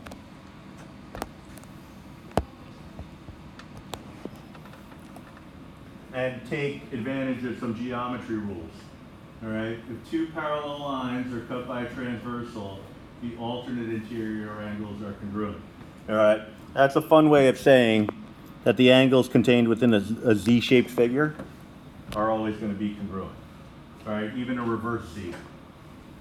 So the vertex angles inside that Z would be congruent. Can you also just know that Triangle triangle is 180 degrees? is 180, you can do a subtraction and get it that way. Now, if you do that, you got 90 degrees here, but then you need to know that these aren't going to be exactly congruent. So there is still an element where you have to pick and choose, but you can still get where you need to go. All right. Now, again, what we're looking for is the angle from the origin, not the origin, from 0. All right. So 60 is going to stay 60. That's fine. But 30 is going to change. So 60 is 60. 30 is now 150. Because that's 30 degrees short of 180. The last one is going all the way down to 270. And again, the magnitudes aren't important in terms of their sign, positive versus negative, because the direction is going to take care of that. All right. But if there is going to be equilibrium, then what has to happen is the components associated with the 60 degree added with the 150 degree have to give us something equivalent to the 270 degree. All right. So we're looking at, we don't know the tensions at all. So I'm just making sure they didn't specify which one's T1 and T2. Okay, so this one we'll call T1,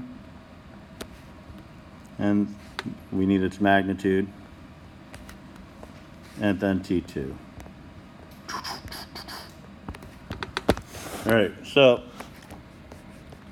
T1 multiplied by cosine 60 sine of 60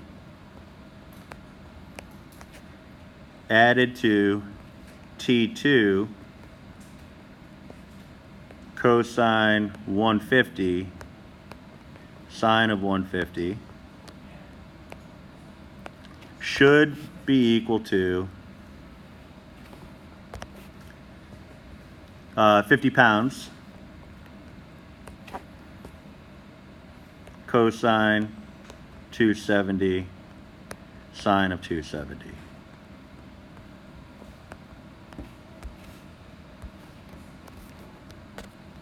All right, so when we add the corresponding parts, we're looking at, and you can do it on the fly, cosine of 60 is 1/2, so 1/2 magnitude of T1 plus, well, really minus, because cosine of 150 is negative root 3 over 2. So minus root 3 over 2 magnitude of T2 is going to be equal to cosine 270, 0, so 0. And then T1 sine of 60 is rad 3 over 2 magnitude T1 plus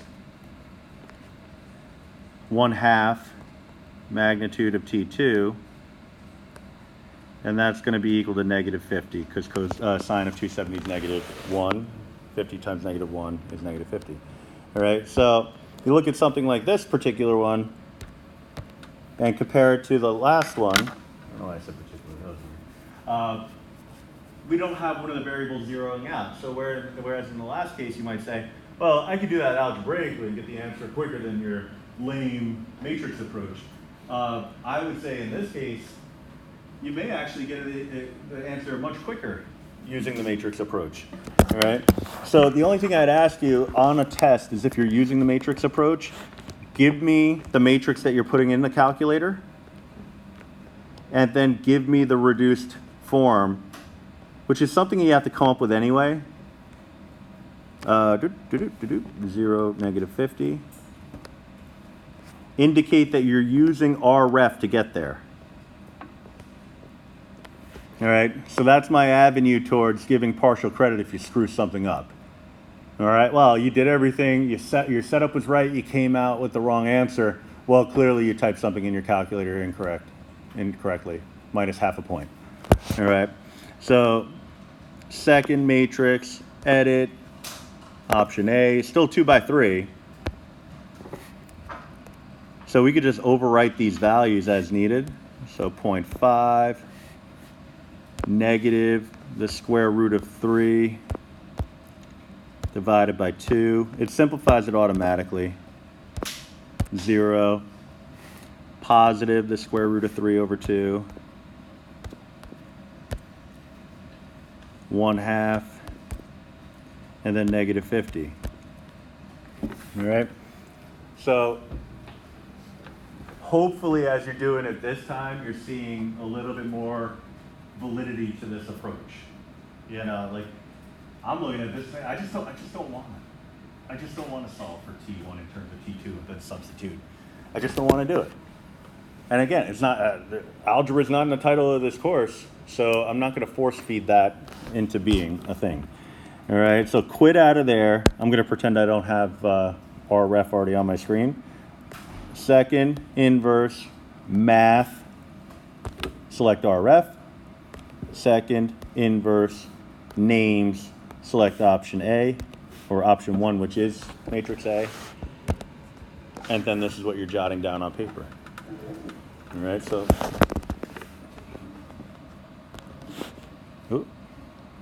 clear that, type the wrong thing. 1001, negative 43 point, I'll write 301 just for simplicity, and then negative 25. All right, so T1 has a magnitude of approximately negative 43.3 pounds, and T2